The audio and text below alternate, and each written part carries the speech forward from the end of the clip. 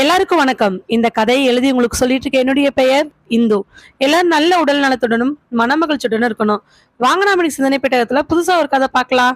நாம இன்னிலிருந்து பார்க்க போற கதையினுடைய பெயர் அழுகிய இதயம். இந்த கதையில வரக்கூடிய பெயர், நிகழ்வு, கதாபாத்திரங்கள், இடம், பொருள், கதை எல்லாமே முழுக்க முழுக்க கற்பனையானது. அழுகிய இதயம் கதை முழுக்க முழுக்க கற்பனையானவையே. இரவு நேரம் 11 மணியை தாண்டி போயிட்டு இருக்குது. பூச்சிகள் மட்டுமே பேசிட்டு இருக்கக்கூடிய அந்த நேரம். மரங்கள் அசையறது, காத்துல இலைகள் கூட அசையறது, அந்த அளவுக்கு நல்லா கேக்குது.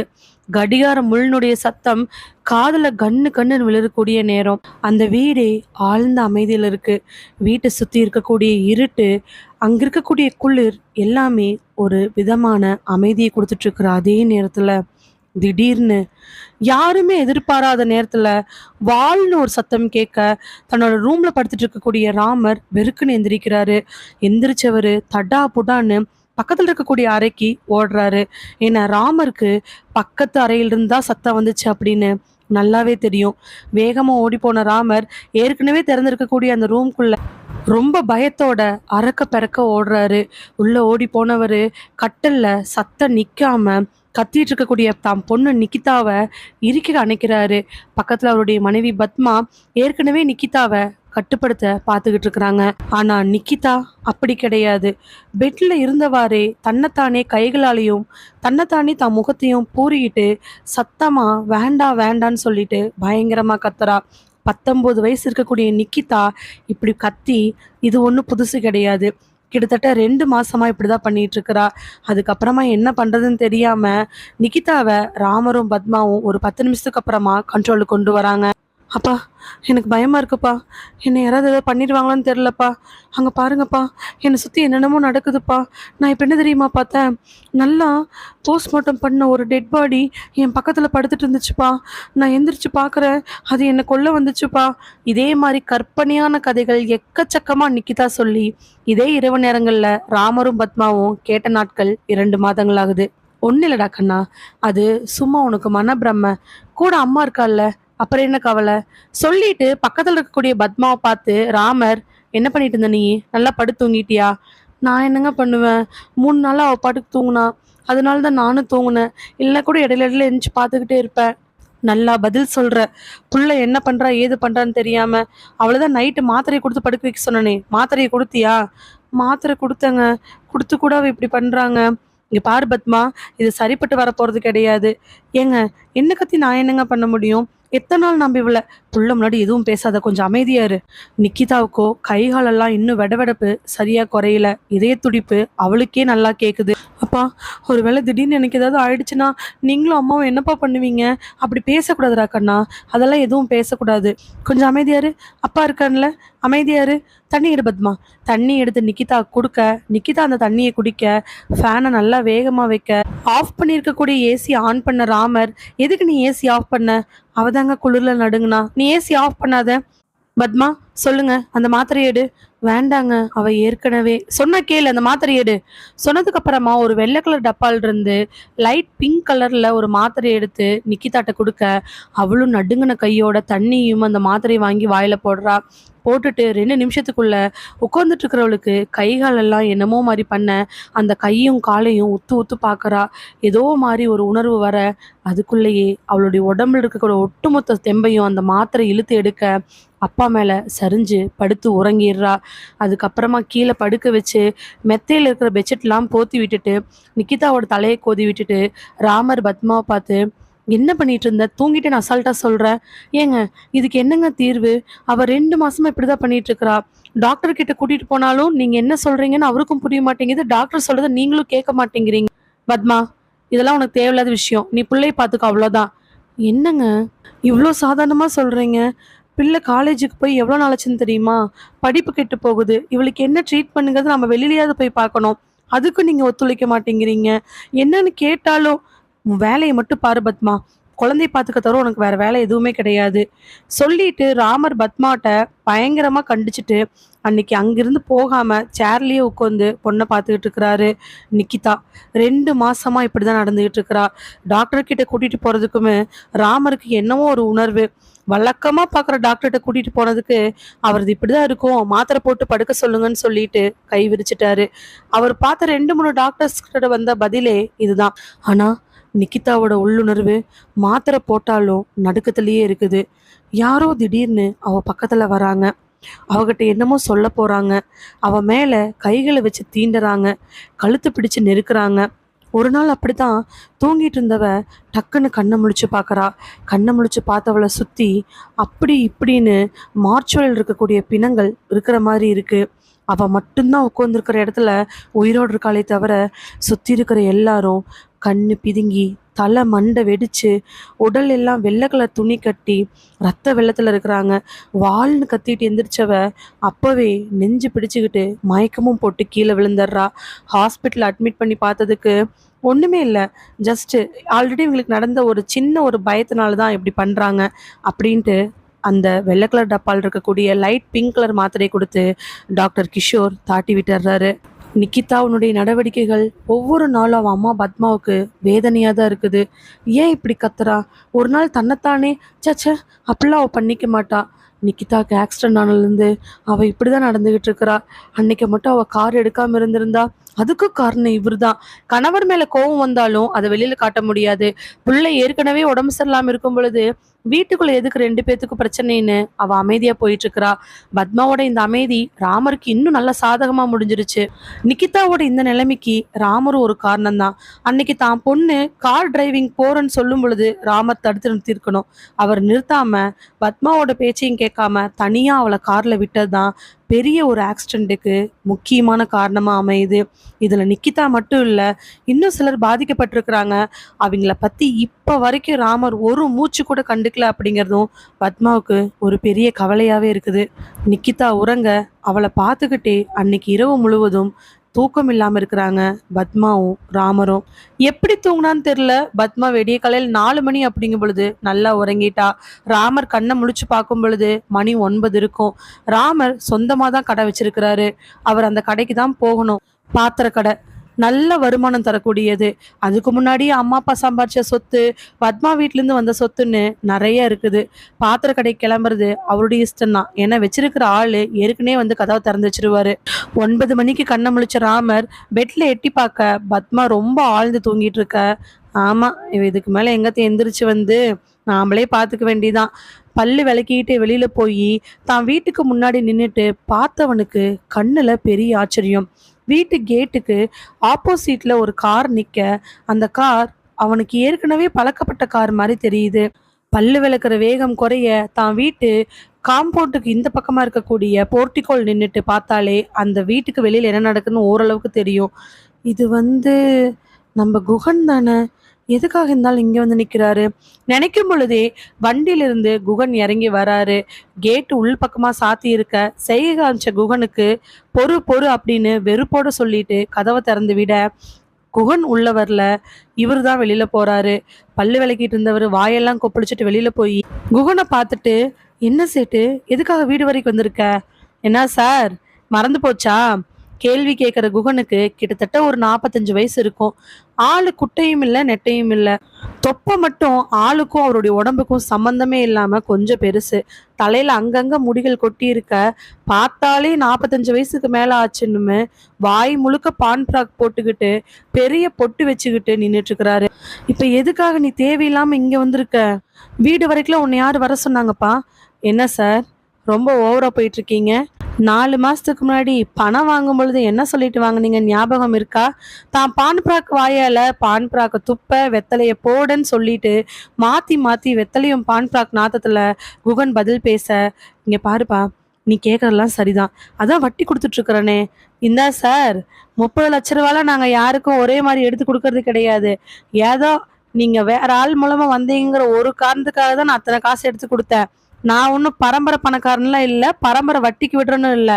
தெரிஞ்சவளா இருக்கீங்களேன்னு சொல்லிட்டு 4 மாசத்துக்கு முன்னாடி 30 லட்ச ரூபா கொடுத்தா இப்போ வரைக்கும் வேறு வட்டியை கொடுத்து என்ன சார் பண்றது? 30 லட்ச ரூபாய்க்கு நீங்க 1 ரூபா வட்டி கொடுத்துட்டு இருக்கீங்க. எவன் சார் கொடுப்பா அப்படி? உனக்கு இப்ப என்ன பிரச்சனை? இங்க பாரு சார், 4 மாசமா நீ ஒரு ஆள் மூலமா வந்தன்னு ஒரே காரணத்துக்காக ஏதோ உனக்கு நான் 30 லட்ச ரூபாய அடிமட்ட வட்டிக்கு கொடுத்தேன். எனக்கு இந்த மாச கடைசிக்குள்ள பாதி பணம் வேணும். அப்படி இல்லைன்னா வட்டி 10 ரூபா. என்னது, 30 லட்ச ரூபாய்க்கு 10 ரூபா வட்டியா? ஆமா சார், நான் சம்பாதிக்க வேண்டாமா? உன்னையே நான் பார்த்துட்டு இருந்தா நான் என்ன பண்ண முடியும்? டேய், அதுக்கு நான் உன் கடனை அப்படி இப்படின்னு அடைச்சுனா கூட இன்னும் 1 வருஷத்துல அடைச்சிருவனே. என்ன சார், நம்ம சிட்டில பெரிய பாத்திர கடை, மாமனார் வீட்டிலேருந்து பயங்கரமான வசதியோட வாங்கிட்டு வந்திருக்கிறீங்க பொண்டாட்டிய. வாங்கிட்டு வந்திருக்கிறேனா? பின்ன என்ன சார், டவுரி வாங்கிட்டு பொண்டாட்டி கூட்டு வந்து அதுக்கு பேர் என்ன சொல்றது? இங்க பாரு குகன், நீ தப்பா பேசிட்டு இருக்கிற.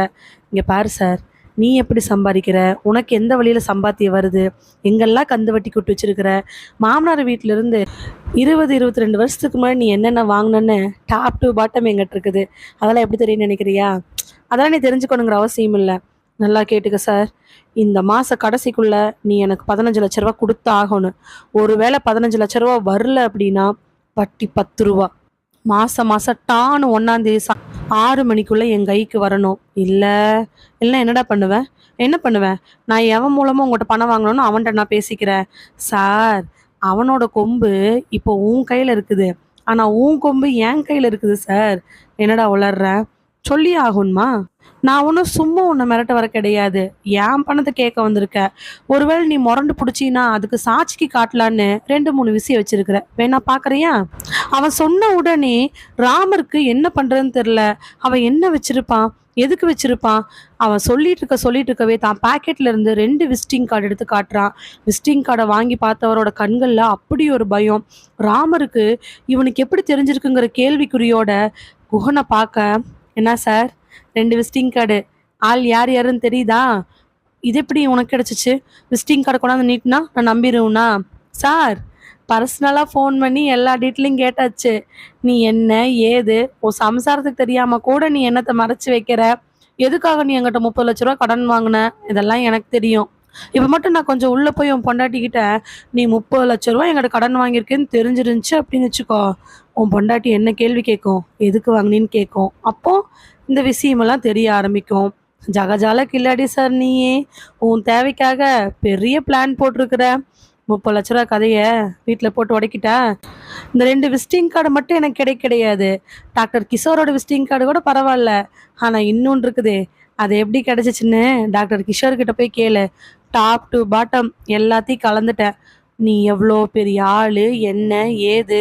ஆ, இங்கே பாரு குகன், உன் பணத்துக்கு நான் கேரண்டி. நான் உனக்கு இந்த மாசத்துக்குள்ள பணம் பாதி கொடுத்துட்றேன். பாருடா, இவ்வளவு நேரம் எதுவும் பேசாத ஆளு விசிட்டிங் கார்டை பார்த்த உடனே நடுங்குது. வேணா அந்த ஆளுக்கு ஃபோன் பண்ணி கொடுக்கட்டுமா? சொல்லிட்டு பாக்கெட்லேருந்து ஃபோன் எடுக்க அந்த ஆளுடைய நம்பரு முன்னாடியே டயலிங்கில் இருக்குது. இதை பார்த்த ராமருக்கு, அதெல்லாம் ஒன்றும் வேண்டாம், நான் உன் பணத்தை கொடுத்துட்றேன். சார், இந்த மாதம் 31ஆம் தேதி அன்னைக்கு சாயங்காலம் 6 மணிக்குள்ளே என் கைக்கு 15 லட்ச ரூபா வரணும். அப்படி ஒருவேளை 15 லட்ச ரூபா வரலன்னா இந்த மாதம் வட்டியாவது எனக்கு வந்திருக்கணும். 10 ரூபா வட்டி சார், 10 ரூபா வட்டி. அதை மீறி இல்லை, வீட்டுக்கு வந்து என்ன நடந்துச்சு, ஏது நடந்துச்சு, எதனால நீ இப்படி பம்பற, உன் பிள்ளைக்கு என்ன ஆச்சு, அதுக்கு நீ என்னெல்லாம் பண்ணியிருக்கிறன்னு உன் பொண்டாட்டிக்கிட்ட ஒன்று விடாமல் சொல்லிடுவேன். அப்புறம் உன் வாழ்க்கை காலி தான், ஞாபகம் வச்சுக்கோ. சொல்லிட்டு குகன் ஒரு சிரிப்போட வீட்டு வாசல்லே 2-3 வாட்டி எச்சை துப்பிட்டு அங்கிருந்து போய் கார் ஏறுற வரைக்கும் ராமரை பார்த்து நக்கலா ஒரு சிரிப்பு சிரிக்கிறான். ராமர், இவனுக்கெல்லாம் உண்மை தெரிஞ்சிருச்சா? தெரிஞ்சங்காட்டு தான் இப்படி பண்றான். இந்த டாக்டர் ஏன் இதெல்லாம் சொன்னாரு? ஒருவேளை வீட்டுக்கு தெரிஞ்சா? பல குழப்பங்களோட வீட்டுக்குள்ள வந்து கேட்டை சாத்திட்டு இருக்க மனைவி வீட்டுக்கு வாசல்ல வந்து தலையை கொண்ட போட்டுட்டு மூஞ்சி கழுவிட்டு நின்றுட்டு இருக்கிறாங்க. யாருங்க? யாரும் இல்லை. புள்ள என்ன பண்றா? புள்ள உள்ள தூங்கிட்டு இருக்கிறா அப்படின்னு பத்மா சொன்ன அடுத்த நிமிஷம் அந்த வீடே அதிர்ற மாதிரி வாழ்ன சத்தத்துல நிக்கிதா கத்த 2 பேரும் மறுபடியும் நிக்கிதாவை நோக்கி ஓடுறாங்க. அந்த சுடுகாட்டுல பிணத்தோட வாடை நல்லாவே அடிக்குது. இருட்டுல அந்த சுடுகாடு ரொம்ப பயங்கரமா தெரியுது. ஒரே ஒரு குடிசை மட்டும் வெட்டியானுக்காக போடப்பட்டுச்சா இல்லை வேற எதுக்காகன்னு தெரியல, அந்த குடிசையில மட்டும் ஒரே ஒரு பல்ப் எரிஞ்சிட்டு இருக்குது. அப்பதான் எரிச்ச மாதிரி ஒரு பொணம் புகையை நல்லா மேலே உமிழ்ந்துட்டு இருக்க அந்த இடத்துல அதிகமான வாடைகள் இருக்குது. அதே நேரத்துல அந்த சுடுகாட்டு வாசல்ல ஒரு பெரிய லக்ஸரியான கார் நிக்க, அதிலிருந்து வேகமா இறங்கின பழனி தன்னோட முதலாளிக்கு கதவை திறந்து விடுறாரு.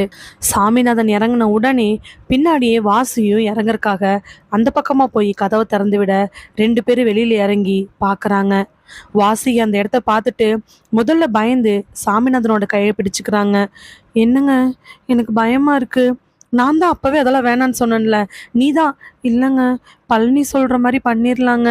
ஐயா, நீங்க எதுவுமே கவலைப்படாதீங்க. நான் நமக்கு நல்லது பண்றதுக்காக தான் இங்க கூட்டிட்டு வந்தேன். நம்ம வீட்டுக்கு ரொம்ப முக்கியமான விஷயங்களை பண்ணணும் இல்லையா? வாங்க ஐயா போலாம்.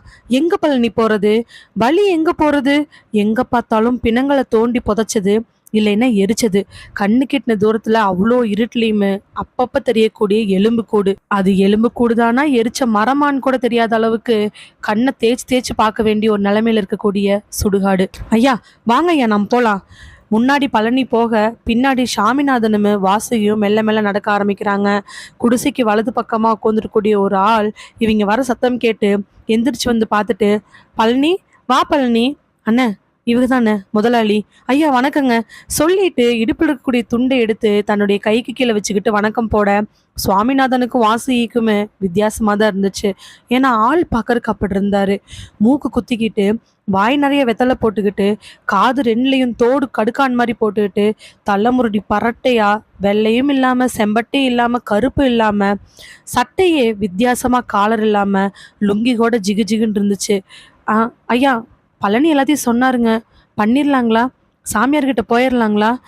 இல்லை, பழனி பழனி உடனே ஐயா தயங்குறாரு, எல்லாமே ரெடி, சாமியார்கிட்ட நம்ம போகலாம்.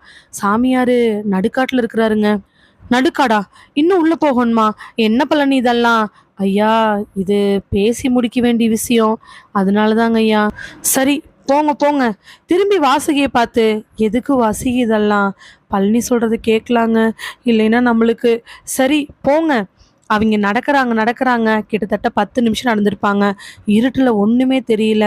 இதுக்கு இடைப்பட்ட நேரங்களில் சமாதிகளும் எரிக்கப்பட்ட இடங்கள்னு வாசுகிக்கும் சாமிநாதனுக்கும் வயிற்றுல புளியே தான் கரைச்சிச்சு. கரெக்டாக ஒரு இடத்துக்கு போக அங்கே ஒரு சமாதிக்கு மேலே உட்காந்துக்கிட்டு எதையோ யோசிச்சுட்டு உட்காந்துருக்காரு ஒரு பூசாரி. கண்ணை மட்டும் மூடி உட்காந்துருக்கிறவரை பார்க்கும் பொழுதே ரொம்ப அகோரமாக இருந்துச்சு. வெள்ளை வெள்ளையேன்னு முடி வச்சுக்கிட்டு, எலும்பு கூடுமா, மேலே சட்டை எதுவுமே இல்லாமல் முட்டி வரைக்கும் தான் ஒரு லுங்கியை கட்டிக்கிட்டு அவர் பாட்டுக்கு உட்காந்துருக்காரு. ஆனால் கழுத்தில் மட்டும் பெருசு பெருசாக நிறையா மாலை போட்டிருந்தாரு. முன்னாடி என்னென்னமோ வச்சிருக்க. பக்கத்தில் போன பழனி, ஐயா சாமியார், சாமியார் ஐயா.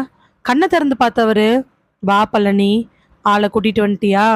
ஆமாங்க ஐயா, வந்திருக்கிறாங்க.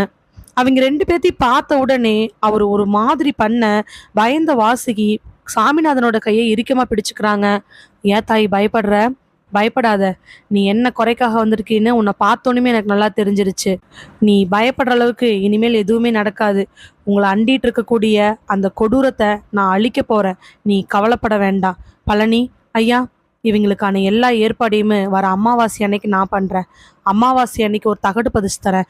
அந்த தகட்டை வீட்டில் வடமேற்கு மூலையில் வச்சு ஒரு சூனிய பொம்மை வச்சு நம்ம ஒரு பூஜை பண்ண வேண்டியது இருக்குது. அந்த பொம்மை அங்கிருந்து எடுத்துகிட்டு வந்து மறுபடியும் இதே சுடுகாட்டில் ஒரு மனுஷனை எப்படி நாம் காரியம் பண்ணி புதைப்போமோ அதே மாதிரி புதைக்கணும். அப்படி பண்ணும் பொழுது தான் அந்த உண்மையான விளைவு நமக்கு கிடைக்கும். இதை கேட்டுட்டு இருந்த வாசுகி, ஐயா அதெல்லாம் எதுக்குங்க? பழனி ஒரு சில விஷயங்கள் சொன்னா, அதனால தாங்க ஐயா நாங்கள் இங்கே வந்தோம். அதுக்கு தான் தாயி, உங்களை சுற்றிக்கிட்டு உங்களை அண்டிக்கிட்டு உங்களுக்கு கெடுதல் செய்யணும்னு நினைக்கிற எதுவுமே உங்களை அண்டவே அண்டாது. ஐயா கெடுதல் இல்லைங்க. சாமிநாதனுடனே, வாசுகி சும்மாரு, பழனி தான் எல்லாத்தையும் சொல்லியிருப்பான்ல. அம்மா நான் எல்லாமே சொல்லிட்டேங்கம்மா, நீங்க எதுவும் கவலைப்பட வேண்டாம். நீ கூப்பிட்டங்கிறக்காக தான் வாசுகி நான் வந்தேன். அவர் என்ன சொல்றாருன்னு கேட்டுட்டு நான் பாட்டு கிளம்ப வேண்டிதான். மணி ஆயிட்டு இருக்குது. திவ்யா வீட்டுல தனியா இருக்கா. சாமியார் உடனே ரொம்ப பலமா சிரிச்சுக்கிட்டு, ஐயாவுக்கு இதுல விருப்பம் இல்லைன்னு நல்லாவே தெரியுது. ஆனா கடைசியில் இதனுடைய விளைவை அனுபவிக்கும் பொழுது ஐயாக்கு என் மேல் நம்பிக்கை வரும். அப்போ உங்களால முடிஞ்ச காசை கொடுங்க. இந்த சாமியார் என்னைக்குமே பணத்துக்காக எதுவும் பண்ண மாட்டான். அவனுடைய தேவைக்காக பண்ணுற மாதிரி இருந்தால் இந்த உலகத்தில் எத்தனையோ பேர்த்த ஆத்மாட்டிருந்து காப்பாற்றிருக்க மாட்டான். கொடூரமான அரக்க சக்திகள் இப்போ கூட உங்களை சுற்றி நின்றுகிட்டு இருக்குது. உங்களை கோர பார்வை பார்த்துக்கிட்டு இருக்குது. ரத்தத்தை குடிக்கிறதுக்கான ரத்த காட்டேரிகள் அதோ அந்த மரங்களை நின்று உங்களை ஆக்ரோஷமாக தான் பார்த்துட்டு இருக்குது. நான் இருக்கிறேங்கிற ஒரே காரணத்துக்காக தான் உங்களை விட்டு வச்சிருக்குது. இல்லைன்னா இந்நேரம் நீங்கள்லாம் சொல்லும் பொழுதே வாசியோட கண்ணெல்லாம் கலங்கி சாமிநாதனை இன்னும் இறுக்கமாக பிடிக்கிறா. இங்கே பாருங்க பழனி, அவர்கிட்ட சொல்லு இந்த மாதிரிலாம் எதுவும் வேண்டாம் அப்படின்னு. என்ன பண்ணணுமோ அதை மட்டும் பண்ண சொல்லு. இந்த எக்ஸ்ட்ரா வார்த்தையெல்லாம் பேசி பயப்படுத்த வேண்டாம். என்னப்பா, நான் சொல்கிறது அதிகமான வார்த்தைகளில் நீ நினைக்கிறியா? அப்படி நினைக்காத. இப்போ கூட உன் கழுத்துக்கு பின்னாடி நின்றுட்டுக்கூடிய அவ உன்னையும் உன் மனைவியும் உத்து பார்த்துக்கிட்டு இருக்கிறா. நீ வேற ஒரு ஆத்மாவுக்கு கெடுதல் பண்ண வந்திருக்கன்னு தெரிஞ்சதுனால அவ உன் மேலே உக்கிரமா இருக்கா. ஏய் போ போ. சாமியார் தான் கையில் இருக்கக்கூடிய எலும்பு கூட ஒன்று எடுத்து விரட்ட திடீர்னு அந்த பக்கமாக ஏதோ காத்தடிக்கிற மாதிரி இருக்கு. சாமிநாதன் திரும்பி பார்த்துட்டு பூசாரியை பார்க்கும் பொழுது அவருக்கு மரண பயம். இங்கே பாருங்க ஐயா, நீங்கள் வந்த விஷயத்த என்ன ஏதுன்னு தெளிவாக சொல்லிட்டீங்க. எங்களுக்கு அதுவே போதும். நாங்கள் இப்போ கிளம்புறோம். உங்களுக்கான பிரச்சனைகள் என்ன ஏதுங்கிறது பழனி எங்கிட்ட தெளிவாக சொல்லிட்டான். உங்கள் வீட்டில் அந்த ஆத்மா நெருங்கவே நெருங்காது. உங்களுக்கோ உங்கள் மகளுக்கோ எந்த விதமான கெடுதலும் வராமல் பார்த்துக்கிறது என்னுடைய பொறுப்பு. ஆனால் அதுக்கு நீங்கள் ஒரு சில விஷயங்கள் பண்ணணும். என்ன பண்ணணும்? வர அமாவாசை அன்னைக்கு உங்களுக்கு தகடு செய்கிறதுக்கு எனக்கு நீங்கள் ஒரு சில காணிக்கைகள் கொடுக்கணும். காணிக்கையா? என்ன காணிக்க? ஆமாம், நீங்கள் நினைக்கக்கூடிய மாதிரி ஆத்மா ரொம்ப சாதாரணமானதில்லை. எப்போ பழி வாங்கலான்னு துடிச்சிட்ருக்குது. அதுக்கு இணையாக நாம் ரத்தக்காவை கொடுக்கணும். அதனால நான் கேட்குறதெல்லாம் நீங்கள் எனக்கு வாங்கி கொடுத்தாகணும். என்ன பழனி இதெல்லாம்? ஐயா, மனுஷங்களை கேட்குற ஆத்மாவுக்கு மிருகங்களாக கொடுக்கறதுல எந்த விதமான தப்பும் கிடையாதுங்க ஐயா. அவர் என்ன கேட்குறாரோ அதை நம்ம கொடுத்துடலாம். அதுக்கப்புறமா பூசாரி சொன்ன விஷயங்கள்லாம் கேட்கும் பொழுது சுவாமிநாதனுக்கும் அவருடைய மனைவி வாசிக்கும் கண்ணெல்லாம் விரிய ஆரம்பிக்குது. இப்படின்னு தெரிஞ்சிருந்தா பழனியோட டார்ச்சரில் வாசுகி சாமிநாதனை கெஞ்சி கெஞ்சி இங்கே கூட்டு வந்திருக்கவே மாட்டா. வீட்டுக்கு போனால் சுவாமிநாதன் என்ன பேசுவாராங்கிற பயத்தை விட அந்த பூசாரி சொன்ன விஷயங்கள் வாசுகியை பெருமளவில் பாதிக்க ஆரம்பிக்குது. இப்படி இத்தனை உயிரினங்களை காவு கொடுத்து நாம் வாழணுமாங்கிற எண்ணம் கூட அவங்க 2 பேத்துக்கு வந்துடுச்சு. ஆனால் பழனி முதலாளி வீட்டுக்கு ஏதோ நல்லது பண்ணுறேன்னு சொல்லிட்டு சாமியார் கிட்ட கொண்டாந்து இவங்களை கோர்த்து விட்டுருக்கிறாரு. ஆனால் என்ன பண்ண முடியும்? பெத்த மகளை அந்த துர்சக்தியிட்டிருந்து காப்பாற்றணும். இனிமேல் வீட்டில் எந்த விதம் அகோர சம்பவங்கள் நடந்துடக்கூடாது அப்படிங்கறதுக்காகவும் தான் வாசுகி 2-3 மாதங்களாக கெஞ்சி கூத்தாடி சாமிநாதனை இங்கே கூட்டிகிட்டு வந்திருக்கிறாரு. சாமியார் எல்லாத்தையும் சொல்லி முடித்த உடனே அங்கிருந்து மறுபடியும் எல்லாரும் கிளம்பி வீட்டுக்கு போனாங்க. சாமியார் பக்கத்தில் இருக்கக்கூடிய பழனி, ஐயா நான் கொண்டு போய் அவங்கள வீட்டில் விட்டுறேங்க ஐயா. நீங்கள் சொன்ன மாதிரி எல்லா பொருளும் வாங்கிட்டு வந்து கொடுத்துட்றேன். அமாவாசை அன்னைக்கு தகடு மட்டும் செஞ்சு கொடுத்துருங்க ஐயா. பழனி, சொல்லுங்க ஐயா. அந்த ஆத்மா இவங்களை விடவே விடாது. அந்த ஆத்மா பழி தீர்க்காம இந்த உலகத்தை விட்டு போகவே போகாது. அந்த ஆத்மா ரொம்ப உக்கரமடைஞ்சிருக்குது. ஏன்னா துணைக்கு இன்னொரு ஆத்மாவும் இருக்குது. அவர் சொல்லும் பொழுதே பழனியோட முகத்தில் வேர்வை துளிகள் நல்லா முத்து போல வேர்க்க ஆரம்பிச்சிருச்சு பயத்தில். நைட்டு ஒரு 7 மணி இருக்கும். நிக்கிதா தன்னோட பெட்ரூமில் எந்திரிச்சு ஹெட்செட்டை போட்டுக்கிட்டு பாட்டு கேட்டுக்கிட்டே தன்னோட பீரோ அடுக்கலான்னு போகலாம். ரொம்ப நாள் ஆச்சு இப்படி எந்திரிச்சு ஃப்ரீயாக இருந்து. இன்றைக்கி தான் கொஞ்சம் ரிலாக்ஸாக இருக்கிறோம். அதனால நாம் கொஞ்சம் கொஞ்சம் பண்ணுவேன்னு சொல்லிட்டு அவள் வேலைகளை ஆரம்பிக்கிறான். எப்போ பார்த்தாலும் கெட்ட கனவு, எப்போ பார்த்தாலும் கெட்டதே நடக்குதுன்னு நினச்சிட்டு இருக்கிறவளுக்கு பீரோ அடுக்கிறது ரொம்ப பிடிச்ச வேலையாக இருந்துச்சு.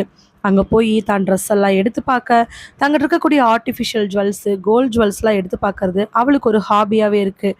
அதே மாதிரி பெட்டில் போய் உட்காந்து எல்லா பொருட்களையும் எடுத்து வச்சு ரொம்ப நேரம் பார்த்துக்கிட்டு இருந்துட்டு அதெல்லாம் அடுக்கி வைக்கிறதும் அவளுக்கு ரொம்ப பிடிச்சது தான். அதே மாதிரி அன்னைக்கு தன்னோட பீரோவை அடுக்க ஆரம்பிக்கிறா. பீரோவை ஓப்பன் பண்ணி துணிகளை எல்லாம் எடுத்து தன்னோட பெட்டில் போட்டுக்கிட்டு தன்னோட ஜுவல்ஸ்க்கு ஒரு சைடுமு, ட்ரெஸ்ஸுக்கு ஒரு சைடுமு அவள் எல்லாமே பண்ணிகிட்டு இருக்கும் பொழுது திடீர்னு அவளுடைய பெட்ரூமில் பெட்டுக்கு பக்கத்தில் மஞ்சள் கலரில் ஏதோ ஒரு சீட் இருக்கிற மாதிரி இருக்குது. என்னவா இருக்கும்?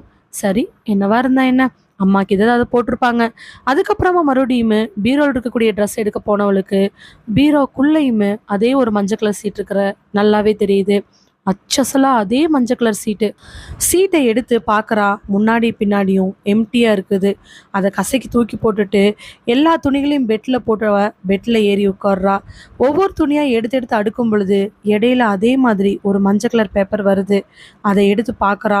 அதுல வேற என்னமோ மாதிரியான எழுத்துக்கள் எழுதப்பட்டிருக்குது. ஆனா அதுக்கான பொருள் எதுவுமே இல்ல. என்னது இது? தூக்கி கசக்கி போட்ட உடனே திடீர்னு அவளுக்கு கண்ல படுறது, அவளுடைய ஜுவல்ஸ் பாக்ஸ்க்கு அடியில இருக்கக்கூடிய அதே மாதிரி ஒரு எல்லோ கலர் பேப்பர். அந்த எல்லோ கலர் பேப்பர் எடுத்து பார்க்க, அதுல "என்னுடையது" அப்படின்னு எழுதியிருக்குது. என்னுடையதா? என்னுடையதுன்னா என்ன வரும்? சரி, யோசிச்சுட்டு அத பத்தி பெருசா கண்டுக்காம தூக்கி போட்டுர்றா. தூக்கி போட்டுட்டு அடுக்கிட்டு இருக்க, மறுபடியும் அவளுக்கு பெட்டுக்கு ஆப்போசிட்ல இருக்கக்கூடிய ஒரு டேபிளுக்கு கீழ மஞ்ச கலர்ல நெறைய பேப்பர் இருக்கிற மாரி தெரியுது. மெல்ல மெல்ல பெட்ல இருந்து கீழ இறங்குறா. கீழ இறங்குனவ அந்த டேபிள் பக்கத்துல போயி, அங்க இருக்கக்கூடிய பேப்பர் எடுத்து பார்க்குறா. அதுல என்னுடையதுன்னு இருக்கு. மறுபடியும் இன்னொரு பேப்பர் எடுத்து பார்க்குறா. தந்துரு அப்படின்னு இருக்கு. எல்லா பேப்பர்லயுமே என்னுடையது தந்துரு, என்னுடையது தந்துரு இது மட்டும்தான் இருந்துச்சு. இது எல்லாத்தையுமே என்ன பண்றதுன்னு தெரியாம அம்மாவ கூப்பிடலாமா வேண்டாமான்னு யோசிச்சுட்டு வாசல பார்த்தவளுக்கு அவளுடைய ரூம் என்ட்ரன்ஸ்ல அதே மாதிரி ஒரு மஞ்சள் கலர் பேப்பர் இருக்கு.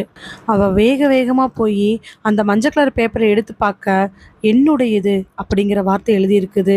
மண்டையை பிச்சுக்கிட்டவ, என்ன என்னுடையது? எனக்கு ஒண்ணுமே புரியலையே. அம்மா, அம்மா! வீட்ல யாருமே இல்ல அப்படிங்கிற மாரி 5 நிமிஷம் கூப்பிட்டுமே அவங்க அம்மா எந்த ரிப்ளையும் பண்ணல. என்ன என்னுடையது? எனக்கு ஒண்ணுமே அப்படின்னு சொல்லிட்டு திரும்பி பார்க்க, நெறையா மஞ்ச கலர் பேப்பர் இதே மாரி இருக்குது. அவ எடுத்து கூட பார்க்க தேவையில்ல. எல்லாத்துலயுமே என்னுடையது தந்துரு, என்னுடையது தந்துரு அப்படின்னு மட்டுமே இருக்குது. என்ன என்னுடைய தந்துரு? எனக்கு ஒண்ணுமே புரியல. மண்டையே பிக்கிற மாரி இருக்கு. ச்சே! சொல்லிட்டு இந்த இடத்துல இருக்க வேணான்ட்டு வேகமா போய் ரூம்ல டப்புன்னு கதவ சாத்திர்றா. கதவ சாத்துனவ திரும்பி பார்க்க, அவ பீரோ முழுக்க அதே மாரி எல்லோ கலர் பேப்பர்.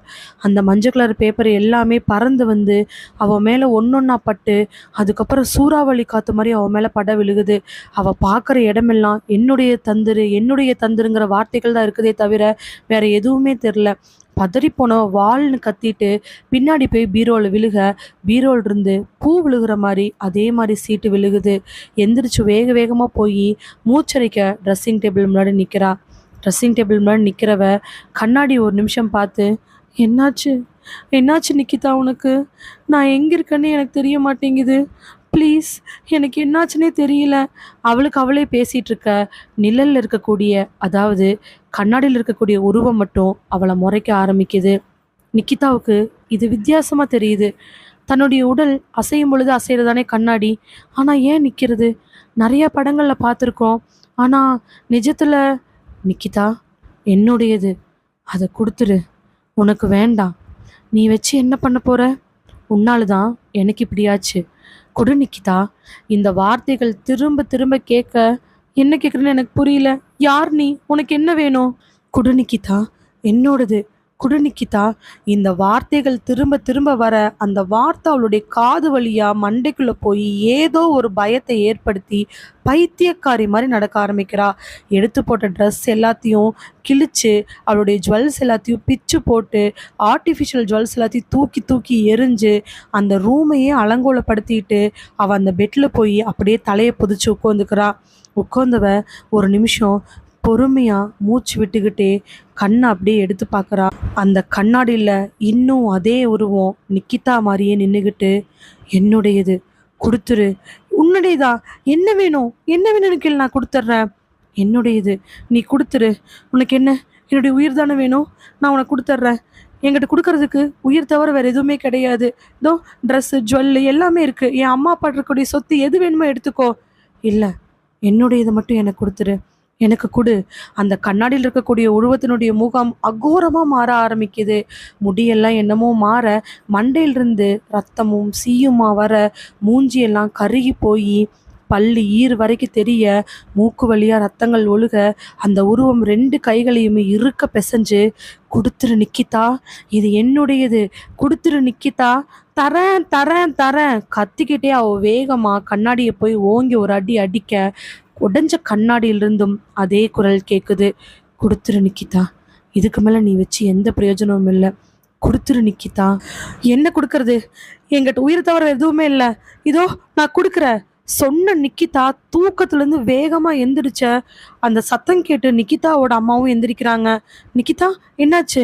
என்கிட்ட உங்கள்கிட்ட கொடுக்கறதுக்கு உயிர் தவிர வேற எதுவுமே கிடையாது. அவங்க அம்மா கண்ணிமைக்கிற நேரத்துல வேகமா எந்திரிச்சு போய் ஜன்னல் வழியா கீழே குதிச்சிடுறா நிக்கிதா. நிக்கிதான்னு அவங்க அம்மா ஒரு சத்தம் போட முதல் மாடி ஜன்னல் இருந்து நிக்கிதா அவங்க வீட்டு கார்டன்ல குப்பரை விழுந்து கிடக்கறா. நிக்கிதா அவங்க அம்மா கத்துன சத்தத்துல நிக்கிதாவோட அப்பா ராமரும் நிக்கிதாவோட அம்மா பத்மாவும் படியில வேகமா இறங்கி போய் நிக்கிதாவை பார்க்க நிக்கிதா மண்டையில் ரத்தம் முழுக மயக்கத்துல இருக்கிறா. ஆனா அவளுடைய வாய் மட்டும், கொடுத்துட்றேன், எங்கிட்ட உனக்கு கொடுக்கறதுக்கு உயிர் மட்டும்தான் இருக்கு, கொடுத்துட்றேன் சொல்லிக்கிட்டே மெல்ல மெல்ல நிக்கிதாவோட கண்கள் அப்படியே சொருக ஆரம்பிக்குது. என்னதான் அவ சுயநினைவை இழந்து போயிட்டு இருந்தாலும் அவளுடைய முனகல் சத்தம் என்னமோ, எங்கிட்ட இருக்கிறது உயிர் மட்டும்தான், கொடுத்துட்றேன், எடுத்துக்கோ அப்படிங்கிறது தான். எமர்ஜென்சி யூனிட்ல இருந்து டாக்டர் கிஷோர் ரொம்ப வேகமா வெளியில வராரு. உள்ளுக்குள்ள அப்படி பரபரப்பு. 2 3 டாக்டர்ஸ் நிக்கிதாவை பார்த்துட்டு இருக்க இவரு 1 மணி நேரம் கழிச்சு ரொம்ப கோவமா வெளியில வந்து தன்னோட ரூமுக்கு போறாரு. ரூம் போறத பார்த்துட்டு நிக்கிதாவோட அம்மா அப்பா 2 பேருமே பின்னாடி போக அவர் உள்ள போய் யாருக்கோ எமர்ஜென்சியா லைன் கால் பண்ணி, கொஞ்சம் சீக்கிரம் வர முடியுமா, வெரி எமர்ஜென்சி, ஆமா உங்க ஹெல்ப் இப்ப எனக்கு தேவை, ஆ சீக்கிரம் வாங்க சொல்லிட்டு போனை வச்ச உடனே ரூம்குள்ள பர்மிஷன் கூட கேட்காத ராமர் அண்ட் பத்மா உள்ள நுழையிறத பார்த்துட்டு, என்னங்க பண்ணி வச்சிருக்கீங்க டாக்டர்? அது என் பொண்ணு. என்ன உங்க பொண்ணு? உங்க பொண்ணுக்கு என்ன ஆபரேஷன் நடந்திருக்குன்னு ஆல்ரெடி உங்களுக்கு தெரியும்ல டாக்டர். அது வந்து பத்மா மட்டும் புரியாம நிக்க அதை புரிஞ்சுக்கிட்ட ராமர், பத்மா நீ கொஞ்சம் வெளியில இரு, நான் டாக்டர்கிட்ட பேசிட்டு வந்துடுறேன். ஏங்க, நான் சொல்ற வெளியில இரு. இல்லைங்க நானும் இருக்கேன். டாக்டர் உடனே, என்ன ராமர் திடீர்னு இப்போ உங்க ஒய்ஃப் போக சொல்றீங்க, என்ன விஷயம்? ஏன் உங்க ஒய்ஃப்க்கு எதுவுமே தெரியாதா? டாக்டர் உங்களை கையெடுத்து கும்பிடுறேன், ஒரு நிமிஷம் இருங்க டாக்டர். பத்மா நீ வெளியில போ. மனைவியை பார்த்தா அப்படியே கோவமா பேசினவரு மனைவி எதுவுமே பேசாம வெளியில போகணும் அப்படிங்கறக்காக பலமா ஒரு கத்து கத்துறாரு. அதை கேட்ட பத்மா அப்படியே அங்கிருந்து அழுதுகிட்டே வெளியில போயிடுறாங்க. இப்ப ரூம்ல டாக்டர் கிஷோரும் ராமர் மட்டும்தான் இருக்காங்க. சார் என்னை மன்னிச்சுக்கோங்க டாக்டர், நான் என் பொண்ணை ரொம்ப பத்திரமா தான் பார்த்துக்கிட்டு இருந்தேன், ஆனா என் பொண்ணு ஏன் இப்படி பண்ணான்னு எனக்கு தெரியவே இல்லை. ராமர், உங்க பொண்ணுக்கு பெரிய ஆப்ரேஷன் பண்ணி இதோட 3 மாசம் ஆச்சு. நீங்க ஃபர்ஸ்ட் மந்த் கம்ப்ளீட் ஆகும் பொழுதே அவங்க நடவடிக்கைகள் என்னென்னமோ வித்தியாசமா இருக்குன்னு சொன்னதுனால தரோவா மறுபடியும் எல்லா டாக்டரையும் வச்சு செக் பண்ணியாச்சு. ஈவன் சைக்காலஜிஸ்ட்டை கூட கூட்டு காமிச்சாச்சு. உங்க பொண்ணுக்கு என்ன ஏதுன்னு நான் தான் 2 மந்த்ஸ்க்கு முன்னாடி இருந்து தெளிவா சொல்லிட்டு இருக்கேனே, நீங்க நம்ப மாட்டேங்கிறீங்க. ஒரு டாக்டரா இருந்துகிட்டு நான் இந்த வார்த்தையை சொல்லக்கூடாதுதான். ஆனா உங்க பொண்ணு இப்ப மருத்துவத்துறையில சம்மந்தப்பட்ட எதுலையுமே ரிலேட்டட் ஆகிற அளவுக்கு வாய்ப்புல பாதிக்கப்படல. அவங்க வேற ஒரு விஷயத்தினால பாதிக்கப்பட்டிருக்காங்க. ஒரு பொண்ணு எந்திரிச்சு போய் தானா மாடியிலேருந்து கீழே குதிச்சு சாகிற அளவுக்கு உங்க பொண்ணு வீக் கிடையாது. அவங்க மைண்டு ஸ்டேபிளாக தான் இருந்திருக்கு. ஆனால் நடக்கிற விஷயங்கள் எல்லாத்துக்கும் காரணம் என்னன்னு நான் 2 மந்த்ஸ்க்கு முன்னாடியே சொல்லிட்டேன். இது இந்த உலகத்தில் நடக்கிறது தான். இந்த உலகத்தில் நம்மளையும் மீறி ஒரு சக்தி இருக்குது. அது நல்லதா கெட்டதாங்கிறது அவங்களுடைய நடவடிக்கைகளை பொறுத்து தான். அப்படி ஒரு கெட்ட சக்தி உங்க பொண்ணை சுத்திட்டு இருக்குது. படிச்ச டாக்டர் நான் பேசுறேன்னு நினைச்சுக்காதீங்க. சைக்காலஜிஸ்ட் நிறைய பேர்த்த கேட்டு பாருங்க. அவங்களோட வாழ்க்கையில இந்த மாதிரி நிறைய பேர்த்த பார்த்துருப்பாங்க. உலகத்துல எவ்வளவோ பெரிய அறிவியலாளர்கள் எல்லாருக்குமே இந்த நெகட்டிவ் எனர்ஜி மேலே பாசிட்டிவ் எனர்ஜி மேலே ரொம்ப நம்பிக்கை இருக்கு. நீங்க வேணா எங்களோட சைக்காலஜிஸ்ட் ஒருத்தரை கன்சல்ட் பண்ணி பாருங்கன்னு சொன்னாலும் கேட்க மாட்டேங்கிறீங்க. இல்ல இந்த மாதிரி ஆத்மாக்களுக்கு சம்பந்தப்பட்ட படிச்சவங்க இருக்காங்கன்னு சொன்னாலும் நம்ப மாட்டேங்கிறீங்க. எல்லாமே சயின்ஸ் தான் ராமர். ஏதோ உங்க மாடி கொஞ்சம் சின்னதா இருந்ததுனாலையுமே உங்க பொண்ணு புல்வெளியில வந்து விழுந்ததுனாலையுமே சின்ன சின்ன காயங்களோட விழுந்துட்டாங்க. ஆனா பண்ணிருக்கிற ஆப்ரேஷனுக்கு டாக்டர், அது வந்து இப்ப என் பொண்ணு, என்னால எதுவுமே சொல்ல முடியாது. நான் டாக்டர்ஸை வர சொல்லியிருக்கேன். அவங்களுக்கு ஆப்ரேஷன் பண்ண டாக்டர்ஸே வரட்டும், வந்து பார்க்கட்டும் என்ன நடந்திருக்கு சொல்லிட்டு இருக்கும் பொழுதே நர்ஸ் ஒருத்திங்க வேகமா உள்ள வந்து, டாக்டர் கிஷோர் சொல்லுங்க, அந்த பொண்ணு வித்தியாசமா நடந்துக்கிறாங்க, ட்ரிப்ஸ் போட விட மாட்டேங்கிறாங்க, இவ்வளோ அடிபட்டும் பேச்சு மூச்சு இல்லைனாலும் சத்தமா கத்திக்கிட்டே இருக்காங்க, எங்களுக்கு ஒண்ணுமே புரியல, கொஞ்சம் சீக்கிரம் வர முடியுமா? சொன்ன உடனே கிஷோர் வேகமா அந்த ஐசியூ வார்டை நோக்கி ஓட ராமர் பின்னாடி போறாரு. கிஷோருக்கு ராமருக்கு இடையில ஒரு அடிதான் வித்தியாசம். ஆனா கிஷோர் உள்ள போன உடனே அந்த ஐசியூ வார்டு டப்புன்னு க்ளோஸ் ஆயிருது. உள்ள போன கிஷோர் அந்த நிக்கிதாவை பார்க்க அவருக்கு கண்ணெல்லாம் அப்படி ஒரு பயம். தலைமுடி விரிஞ்சு இருக்க, கண்ணுல எல்லாம் அப்படியே சிவப்பு கலர் கோடு தெரிய, கை கால்லாம் விரைச்சு போய் சத்தம் போட்டுட்டு இருக்காங்க. வாய்ப்பே இல்லை. மாடிப்படியிலேருந்து கீழே விழுந்த ஒரு பொண்ணு, அதுவும் ஆல்ரெடி 4 மந்த்ஸ்க்கு முன்னாடி பெரிய ஆக்சிடென்ட் மீட் பண்ணி அது மூலமா ஒரு பெரிய ஆப்ரேஷன் பண்ணின பொண்ணு இப்படி கத்திட்டு இருக்கிறது வித்தியாசம்தான். என்ன படிச்சிருந்தாலும் எல்லாத்துக்கும் மீறி ஒரு அறிவியல், மனுஷனுக்கு புரியாத ஒரு அறிவியல் இருக்குங்கிறதுக்கு நிக்கிதா மாதிரி ஆட்கள் எடுத்துக்காட்டு.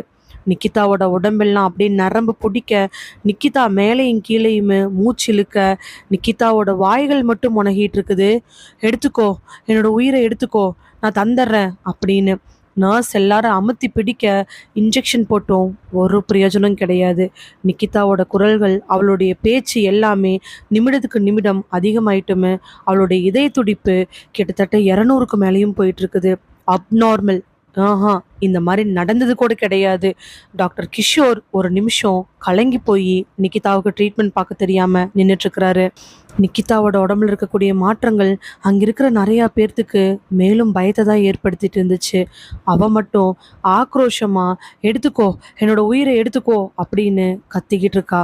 வெளியில வாசல்ல உட்காந்து நியூஸ் பேப்பர் படிச்சுட்டு இருக்கிறாரு சாமிநாதன். சாமிநாதன் நியூஸ் பேப்பர் படிக்கும் பொழுதே அவங்க மனைவி வாசுகி ஒரு டீயை கொண்டாந்து கொடுத்துக்கிட்டு, ஏங்க, என்ன முடிவெடுத்து வச்சிருக்கீங்க? என்ன முடிவெடுத்து வச்சிருக்கீங்க? இல்லைங்க, நம்ம பழனி சொன்ன மாதிரி பைத்தியக்காரி அடி நீ.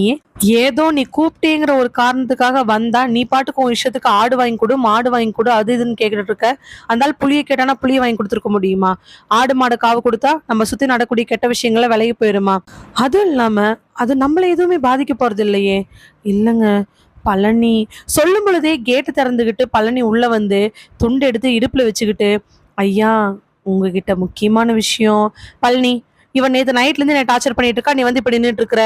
இல்லைங்க ஐயா, சாமியார் அமாவாசைக்கு இன்னொரு 7 நாள் தான் இருக்குது, அதுக்குள்ளே ஏற்பாடு பண்ணணும்னு சொல்லி சொன்னாரு.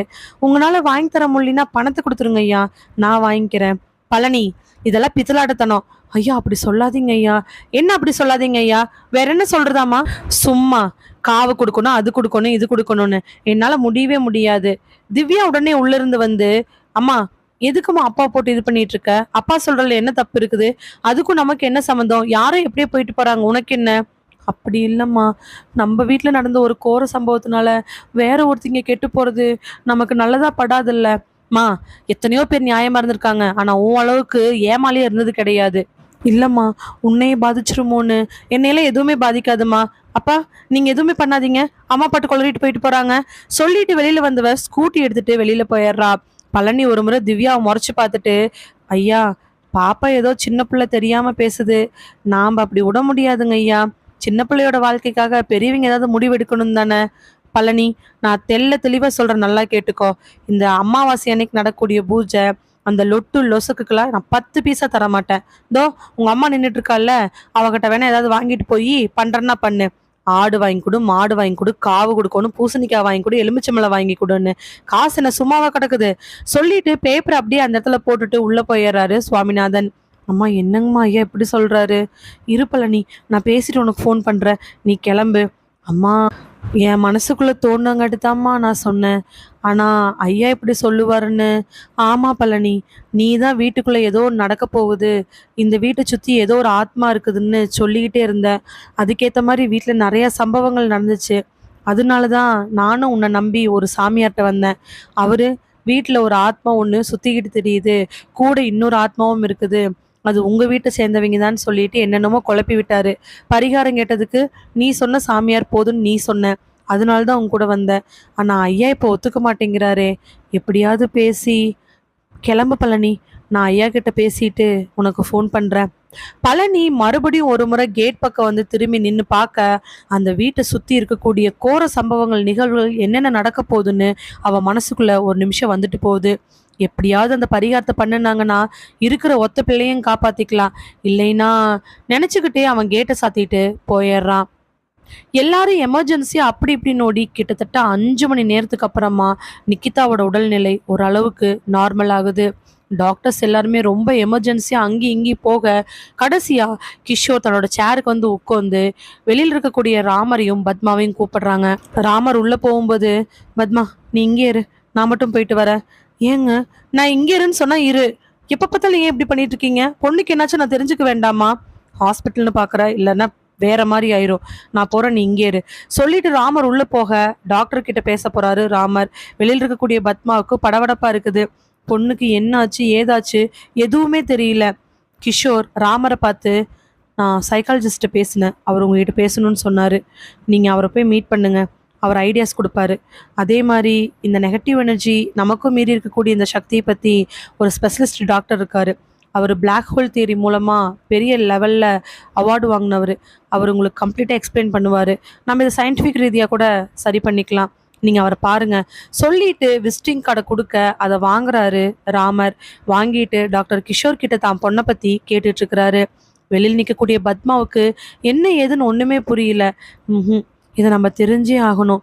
தெரிஞ்சுக்கல அப்படின்னா நாம் வேற ஏதாவது ஒரு தப்பான எண்ணத்துக்குமே தப்பான முடிவுக்கும் காரணமாயிருவோம். பொண்ணோட வாழ்க்கையில் என்ன நடக்குது ஏது நடக்குதுன்னு தெரியாமல் ஒரு பெத்தவை எப்படி இருக்க முடியும்? பத்மா அங்கே இங்கேயும் போக கரெக்டாக ஞாபகம் வருது, தான் பொண்ணோட ரூமுக்கு முன்னாடி இருக்கக்கூடிய நர்ஸையோ இல்லை டாக்டரையோ கேட்டுடலாம் அப்படின்னு அந்த எமர்ஜென்சி யூனிட்டுக்குள்ள வேகமாக முன்னாடி போய் நிற்கிறாங்க. அப்போ தான் உள்ளே இருந்து ஒரு சீனியர் நர்ஸ் வெளியில் வர்றாங்க. அம்மாடி ஒரு நிமிஷம் சொல்லுங்கம்மா, என் பொண்ணு எப்படி இருக்கா? நல்லா இருக்காங்கம்மா, இப்போது ஓரளவுக்கு தெம்பாயிட்டாலாம்மா. எப்படிம்மா? அவ்வளோ பெரிய ஆக்சிடென்ட் நடந்திருக்கு 4 மந்த்ஸ்க்கு முன்னாடி, அதுக்கப்புறம் அவ்வளோ பெரிய ஆப்ரேஷன் நடந்திருக்கு, இப்போ உங்கள் பொண்ணு மறுபடியும் மேலேருந்து கீழே விழுந்திருக்காங்க, அவங்களால தாங்க முடியுமா? அம்மாடி நான் ஒன்று கேட்குறேன்னு தப்பாக எடுத்துக்காதீங்க, ஒரு அம்மாவாக நினச்சி கேட்குறேன். எங்கள் வீட்டுக்காரர் என்ன ஏதுன்னு என்கிட்ட சொல்லலை. நான் சொன்னால் பயப்படணும்னு நினைக்கிறாரா என்னன்னு தெரில, ஆனால் பிள்ளையை பார்த்துக்க போகிறவன் நான் தானே, அதனால கேட்குறேம்மா. என் பொண்ணுக்கு என்னாச்சு? என்னம்மா சொல்கிறீங்க? உங்கள் பொண்ணுக்கு அவ்வளோ பெரிய ஆப்ரேஷன் பண்ணியிருக்காங்க, அது கூட உங்களுக்கு தெரியல? எனக்கு தெரியலம்மா, என்னன்னு சொல்லு. சுற்றி முற்றியும் பார்த்த நர்ஸு, டாக்டர்கிட்டே கேட்டுக்குங்களேன். இல்லைம்மா, நான் அம்மாவாக நினச்சி சொல்லுமா, நான் இதை பற்றி வெளியில் யார்கிட்டையும் எதுவுமே பேச மாட்டேன். என்னமோ நீங்கள் சொல்கிறத பார்த்தா என் பொண்ணுக்கு பெரிய ஆபத்து வந்திருக்கும் போல், அது மறுபடியும் இன்னும் என் பொண்ணோட உயிரை பறிச்சிடக்கூடாது, அதனால தாம்மா கேட்குறேன். யோசிச்ச நர்ஸு, சரிம்மா சொல்கிறேன். 4 மந்த்ஸ்க்கு முன்னாடி உங்கள் பொண்ணுக்கு ஆக்சிடென்ட் ஆகும் பொழுது உங்கள் பொண்ணுக்கு மண்டையிலையுமே ஹார்ட்லேயும் தான் பெரிய பாதிப்பு ஏற்பட்டுச்சு.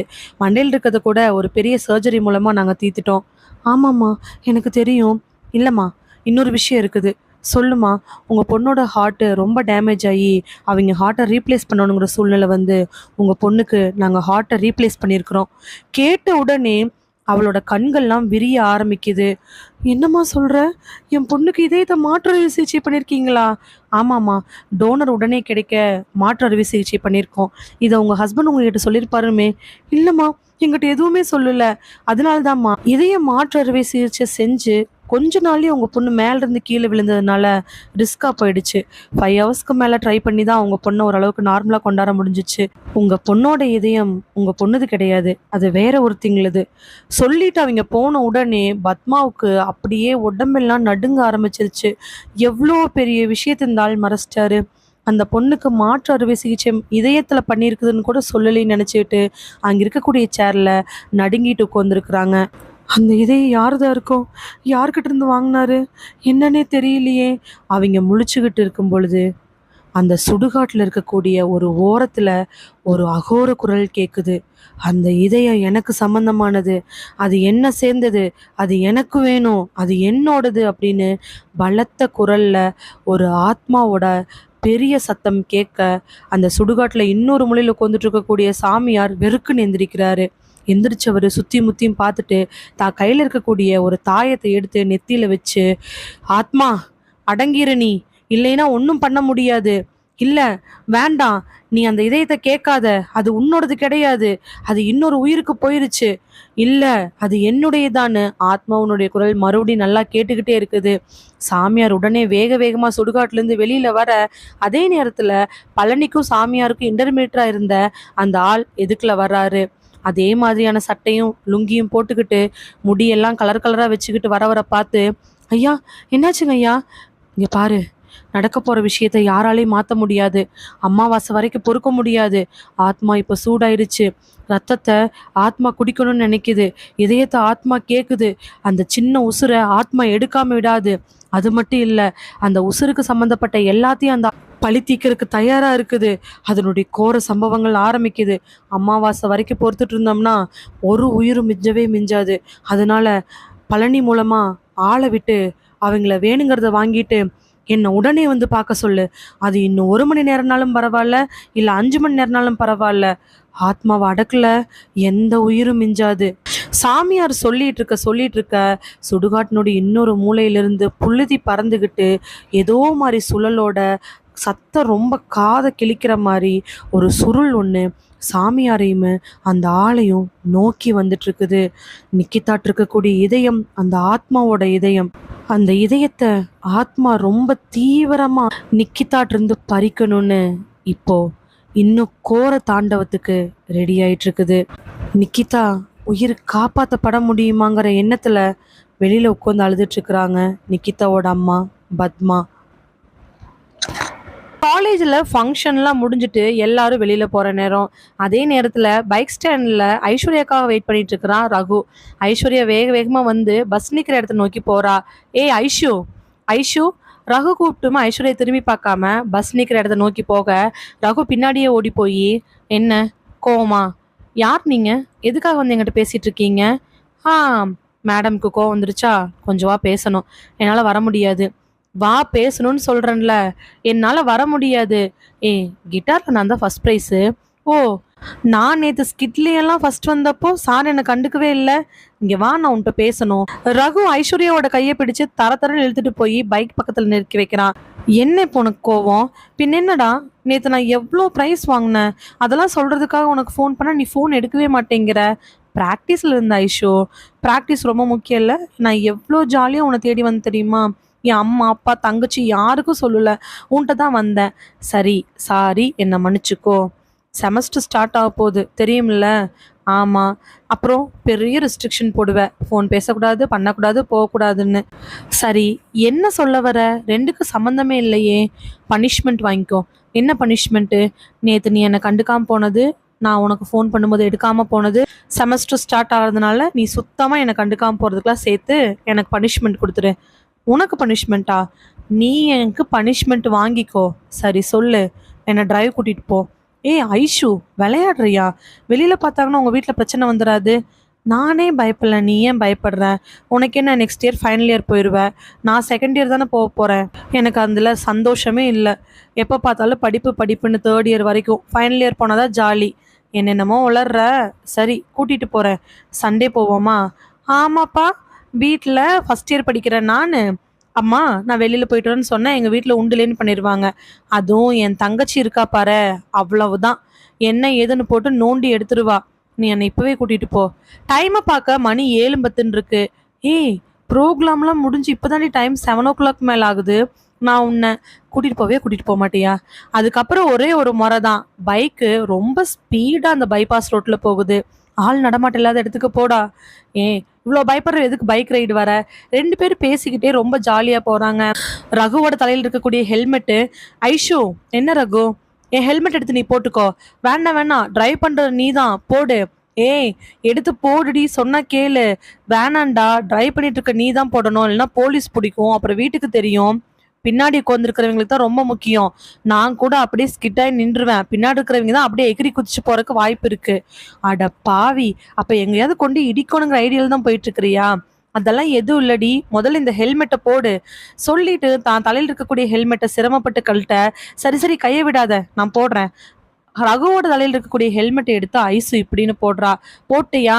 போட்ட, ஆனா என்னமோ குத்துது. அது ஏதாவது இருக்கும், பாத்துக்கலாம் விடு. 2 பேரும் பைக்ல ரொம்ப ஃபாஸ்டா போயிட்டு இருக்க. ரகு, எனக்கு நான் ஹெல்மெட் போட்டிருக்கதோட நீ போட்டுக்கதா சரின்னு தோணுது. வேணாம் ஐஷு. சொல்லிட்டு ரகு இப்படின்னு ஒரு பார்வை பார்த்துட்டு திரும்புறதுக்குள்ள ஆட்கள் நடமாட்டமே இல்லை அப்படின்னு நினைச்சு அசால்ட்டா போன ரோட்ல பெருசா ஒரு லாரி ஒன்று வந்து வண்டி மேல அப்படியே மோதி வண்டி பறக்க ஆரம்பிக்குது. ரகு ஒரு பக்கம், ஐஷு ஒரு பக்கம். ஆட்களே யாரும் இல்லாத இடத்துக்கு போகணும்னு ஐஷு தானே ஆசைப்பட்டா. இப்போ அடிபட்டு கீழே கிடக்குறாங்க. ஐஷு அதே மயக்க நிலை, ரத்தம் மண்டையில் வர, கண்ணெல்லாம் மேலே போக, ஐஷுவோட காதில் இருந்து கூட ரத்தம் லைட்டாக வர ஆரம்பிக்குது. ரகு விழுந்த இடத்துல இருந்து மெல்ல மெல்ல எந்திரிச்சு பார்க்குறான். ரகுவுக்கு சுத்தமாக கண்ணு தெரியல. கண்ணெல்லாம் மொயன்னு இருக்குது. கை காலு முட்டி, ரகுவோட மூக்குள் இருந்து கூட காதில் இருந்து கூட ரத்தம் லைட்டாக வர ஆரம்பிக்குது. ஐஷு எங்கே இருக்கு ஐஷு?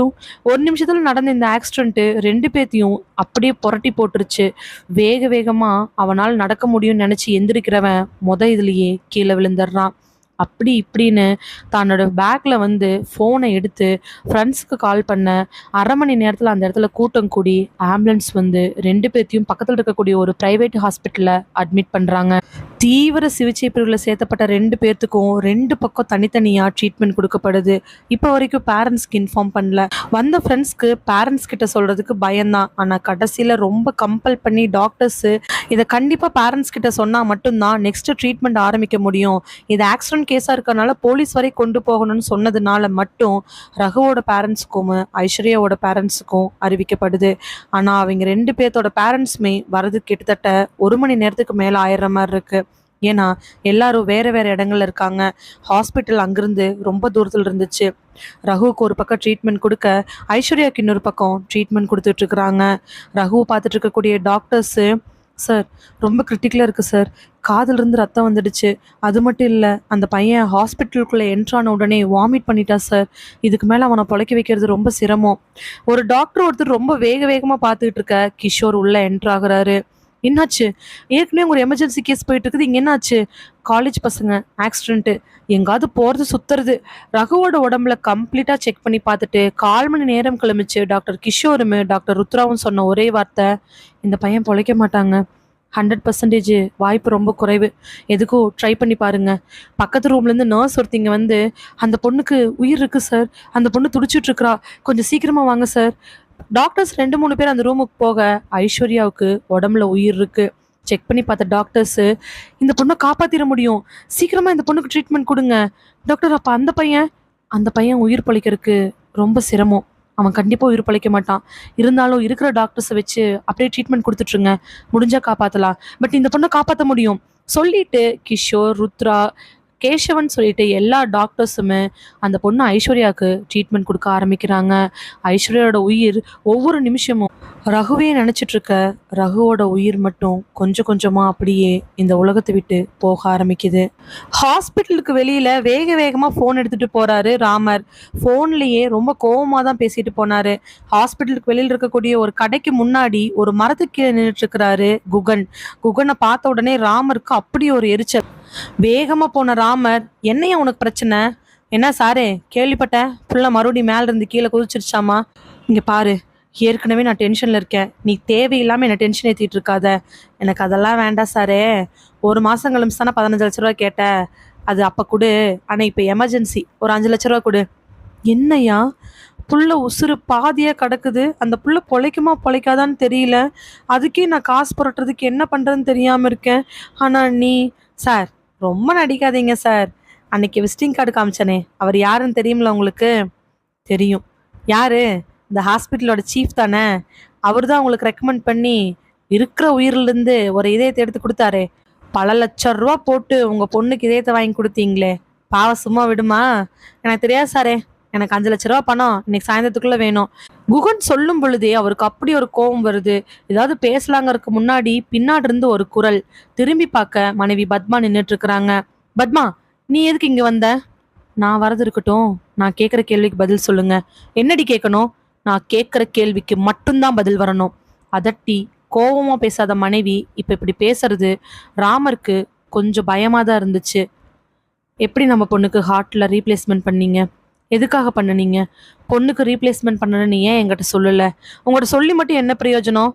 சொல்லணும், நான் பெத்தவ, என்கிட்ட நீங்கள் சொல்லி தான் இருக்கணும். ஏன் சொல்லாமல் விட்டீங்க? நீ பயப்படுவேன்னு சொல்லலை. சரி, இதுக்கு பின்னாடி ஏதோ ஒரு விஷயம் இருக்குது. இந்த ஆள் யாரு?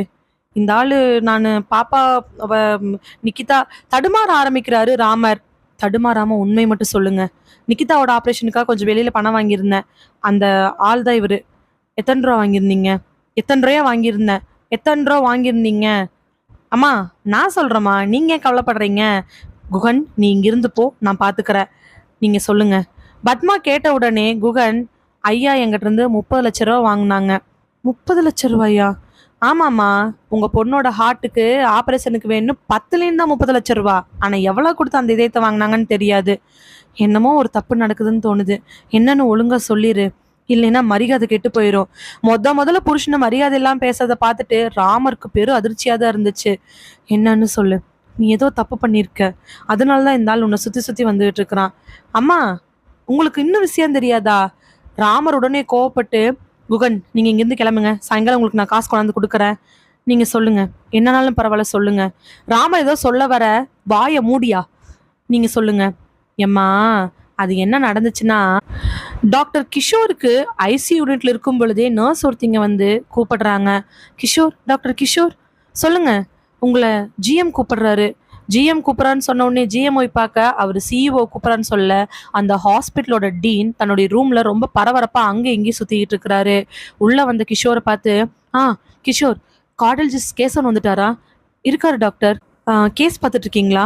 ஆமா டாக்டர், காலேஜ் பசங்க 2 பேர் ஆக்சிடென்ட் ஆயிருக்கு. ஸ்பாட்லயே அந்த பையனுக்கு ரொம்ப சிவியரான அடி. அந்த பொண்ணை காப்பாத்திடலாம்னு நினைக்கிறேன். பார்த்துட்டு இருக்கிறோம் டாக்டர். நீங்க எமர்ஜென்சியே கூப்பிட்டீங்க, நர்ஸ் வந்து கூப்பிட்டங்காட்டி தான் நான் வந்தேன். ஓ, அது எனக்கு தெரியல. ஆனா நான் கூப்பிட்ட விஷயம் அதோட ரொம்ப எமர்ஜென்சி தான். சொல்லுங்க டாக்டர். இமிடியேட்டா ஒரு பொண்ணுக்கு ஹார்ட் நம்ம ரீப்ளேஸ்மெண்ட் பண்ணணும் டாக்டர். ஆனால் நம்ம டோனரை கேட்டு நம்ம இப்போ இம்மிடியேட்டா இல்லை அவங்க அப்பா ரொம்ப எமர்ஜென்சிங்கிறாரு. அந்த பொண்ணு ரொம்ப சீரியஸான கண்டிஷனில் இருக்காங்க. நம்ம ஹார்ட் அவங்களுக்கு ஏற்படுத்தி கொடுத்தே ஆகணும். கேஷவ் இதை பற்றி உங்ககிட்ட எதுவுமே சொல்லலையா? இல்லை டாக்டர், ஆல்ரெடி ஒரு கேஸ் போயிட்டு இருக்கனால அவர் அதை பற்றி எதுவுமே சொல்லலை. சரி, அவர் பணமெல்லாம் ஏற்பாடு பண்ணி முக்கால்வாசி பணத்தை கட்டிட்டாரு. நம்ம ஹார்ட்க்கு வழக்கமாக எவ்வளோ கேட்போமோ அதை விட 2 மடங்கு அதிகமாக கொடுத்துருக்காரு. இன்னைக்கு ஈவினிங் அவருடைய பொண்ணுக்கு ஆப்ரேஷன் பண்ணணும்னு எமர்ஜென்சியாக நின்றுட்டு இருக்காரு. நீங்கள் ஏதாவது ஒரு ஹார்ட்டை ஏற்பாடு பண்ணுங்களேன். ரொம்ப நேரம் கிஷோர் யோசிச்சதுக்கு அப்புறமா டீனை பார்த்து, ஆனால் டீன், அது இப்போ எப்படி முடியும்? நம்ம ஆல்ரெடி சொல்லி வச்சு அது வந்து அந்த பொண்ணு அது வரைக்கும் இருக்க மாட்டாங்க. அந்த பொண்ணுக்கு இன்னைக்கு நைட்டில் நாளைக்கு மார்னிங் 3 o'clock நம்ம ஆப்ரேஷன் ஆரம்பித்தா மட்டும்தான் அந்த பொண்ணை காப்பாற்ற முடியும். நீங்கள் ஏதாவது ஏற்பாடு பண்ணுங்க. பிகாஸ் அவர் பணம் கட்டிட்டாரு. யோசிச்சு பார்த்ததுக்கு அப்புறமா கிஷோர் அப்படியே கொஞ்சம் முன்னாடி வர திரும்பி பார்த்து டீன்ட்ட, டீன், எனக்கு ஒரு ஐடியா தோணுது. சொல்லுங்க. இப்போ ஆக்சிடென்ட் கேஸில் 2 பேர் வந்திருக்காங்க. அதில் அந்த பையன் உயிர் பிழைக்க மாட்டான்னு நினைக்கிறேன். அவங்க அம்மா அப்பாட்ட கேட்டு வேணா அவனுடைய ஹார்ட்டை ரீப்ளேஸ் பண்ண முடியுமான்னு பார்க்கலாமா? வெரி குட், நல்ல ஐடியா. அந்த பையன் என்னன்னு மட்டும் பாருங்க. அவன் உயிரோடு இருந்தானே எதுவும் பண்ண முடியாதுல்ல? ஆமாம் டீன். ஆனால் கிஷோர், அந்த பொண்ணு கண்டிப்பாக ஹார்ட் ஆப்ரேஷன் பண்ணியே ஆகணும். அவர் கொடுத்த அந்த பணத்தில் பாதி பணத்தை வேணா இந்த மந்த் நீங்கள் வாங்கிக்கிங்க. அவர் சொன்ன உடனே கிஷோருக்கு ஒரு யோசனை தோண ஆரம்பிக்குது. உடனே போய் ரகுவோட பிளட் குரூப்பையுமே ஐஸ்வர்யாவோட பிளட் குரூப்பையும் செக் பண்ணி பார்த்துட்டு நிக்கிதாவோட பிளட் குரூப்பை செக் பண்ணி பார்க்குறாங்க. அதுக்குள்ள ரகு ஐஸ்வர்யோட அம்மா அப்பாலாம் வந்துடுறாங்க. ரகுவோட அம்மா அப்பா வெளில நின்று அழுதுட்டு இருக்க ஐஸ்வர்யோட அப்பா சாமிநாதன், அம்மா வாசுகி, தங்கச்சி திவ்யா எல்லாரும் வேகமாக அங்கே ஓடியாடுறாங்க. டாக்டர் கிஷோர் உள்ளே போய் 2 பேர்த்தையும் தரவா செக் பண்ணதுக்கு அப்புறமா ஒரு மணி நேரம் கிளம்பிச்சு வெளியில வந்து அவர் பேச ஆரம்பிக்கிறாரு. கிஷோர் செக் பண்ணும் பொழுது முக்கியமான டாக்டர்ஸ் 2 பேர், நர்ஸ் ஒருத்திங்கன் மட்டும்தான் இருந்தாங்க. எமர்ஜென்சி யூனிட்டுக்குள்ள அவ்வளோ தேவைகள்ல எதுக்காக இவ்வளோ கம்மியான டாக்டர்ஸ்னு அங்கிருந்து 2-3 பேர்த்துக்கு தோன்றினாலும் அதுக்கான காரணங்கள் கிஷோருக்கு மட்டும்தான் தெரியும். 1 மணி நேரம் கிளம்பிச்சு வெளியில வந்து கிஷோர், சாரி, 2 பேருமே இறந்துட்டாங்க. கேட்ட உடனே எல்லாருக்கும் அப்படியே நெஞ்சடிச்சு போயிடுது. எப்படி? நம்ம ஐஷு பொழைப்பான்னு சொன்னாங்களே, ஆனால் ஐஷு எப்படி இறந்தான்னு அங்கே இருக்கிற ஃப்ரெண்ட்ஸ்க்கெல்லாம் சந்தேகம் வர டாக்டர்ஸ் அதுக்கு அப்படி இப்படின்னு மழுப்பி ஏதோ ஒன்று சொல்லிடுறாங்க. ஆனால் அவங்க சொன்னது அவங்க ஃப்ரெண்ட்ஸ்னால ஏற்றுக்கொள்ளப்பட்டதாக இருந்துச்சு. வரும்பொழுதே அந்த பையனுக்கு சுத்தமாக சுயநலம் இல்லை. அவனுக்கு காது மூக்குன்னு எல்லாத்துலேருந்தும் பிளட் வந்துடுச்சு. அந்த பொண்ணு கூட அந்த நிலைமையில் தான் வந்தாங்க. காதில் பிளட் வந்ததுக்கப்புறம் என்ன பண்ண முடியும்? பத்தாவதுக்கு அந்த பையன் ரகு வந்த உடனே வாமிட் பண்ணிட்டான். அந்த பொண்ணுக்கு கண்ணு மேலே போயிடுச்சு. அந்த பையனை காப்பாற்ற முடியலனாலும் அந்த பொண்ணை எப்படியாவது காப்பாற்றலான்னு ட்ரை பண்ணோம். அன்ஃபார்ச்சுனேட்டாக அந்த பொண்ணு இறந்துட்டாங்க. சாரி. கேட்ட உடனே ஃப்ரெண்ட்ஸு, ரகுவோட அம்மா அப்பா, ஐஸ்வரோட அம்மா அப்பான்னு எல்லாரும் அழுது புரண்டுக்கிட்டே இருக்காங்க. இதெல்லாத்தையும் முடிச்சுட்டு ஒரு 1/4 மணி நேரம் கழிச்சு டீனோட ரூமுக்குள்ளே போகிறாரு கிஷோர். டீன் பரபரப்பாக நின்றுட்டு இருக்க, டாக்டர் கிஷோர் என்னாச்சு? சாரி டாக்டர், அந்த பொண்ணும் இறந்துருச்சு. மீன்ஸ் அந்த பொண்ணோட பிளட் குரூப் தான் நிக்கிதாவோட பிளட் குரூப்க்கு சேமாக இருக்கும். அந்த பொண்ணோட ஹார்ட் எடுத்து வச்சா மட்டும்தான் நிக்கிதா பொழைக்க முடியும். ஸோ அந்த பொண்ணு இறந்துருச்சு டாக்டர். கிஷோரோடைய மிகப்பெரிய பிளான் ரகுவோட ஹார்ட் எக்காரணத்தை கொண்டு நிக்கிதாவோட ஹார்ட்க்கு பொருந்ததுக்கான வாய்ப்புகள் குறைவுன்னு தெரிஞ்சுக்கிட்டு ரகுவோட ஹார்ட்டுக்கு பதிலாக ஐஸ்வர்யா ஹார்ட்டை செக் பண்ணி பார்த்துருக்காங்க. செக் பண்ணி பார்த்ததில் நிக்கிதாக்கு ஐஸ்வர்யோட ஹார்ட் கண்டிப்பாக பொருந்தும் அப்படின்னு தெரிஞ்சுட்டு நிக்கிதாவை எப்படியாவது காப்பாற்றணும். நிக்கிதாவோட அப்பா ராமர் அங்கேயும் இங்கேயும் புரட்டி கொடுத்த பணத்தை எல்லாத்துக்கும் நன்றி விசுவாசமாக இருக்கணும்னு நினைச்சு டாக்டர் கிஷோர் அவருடைய டீம் 2-3 பேர்த்தோட சேர்ந்து வராத ஒரு மரணத்தை ஐஸ்வர்யாவுக்கு பரிசளிச்சிடுறாங்க. ஆனால் கடைசியாக ரகு இந்த விஷயங்களை ஓரளவுக்கு காதில் வாங்கிக்கிறான். இப்போது இறந்து போன ஐஸ்வர்யாவோட இதயம் ஐஸ்வர்யாவுக்கு மட்டும் இல்லை, நிக்கிதாக்கு சொந்தம் இல்லை, ரகுவுக்கு மட்டும்தான் சொந்தம்.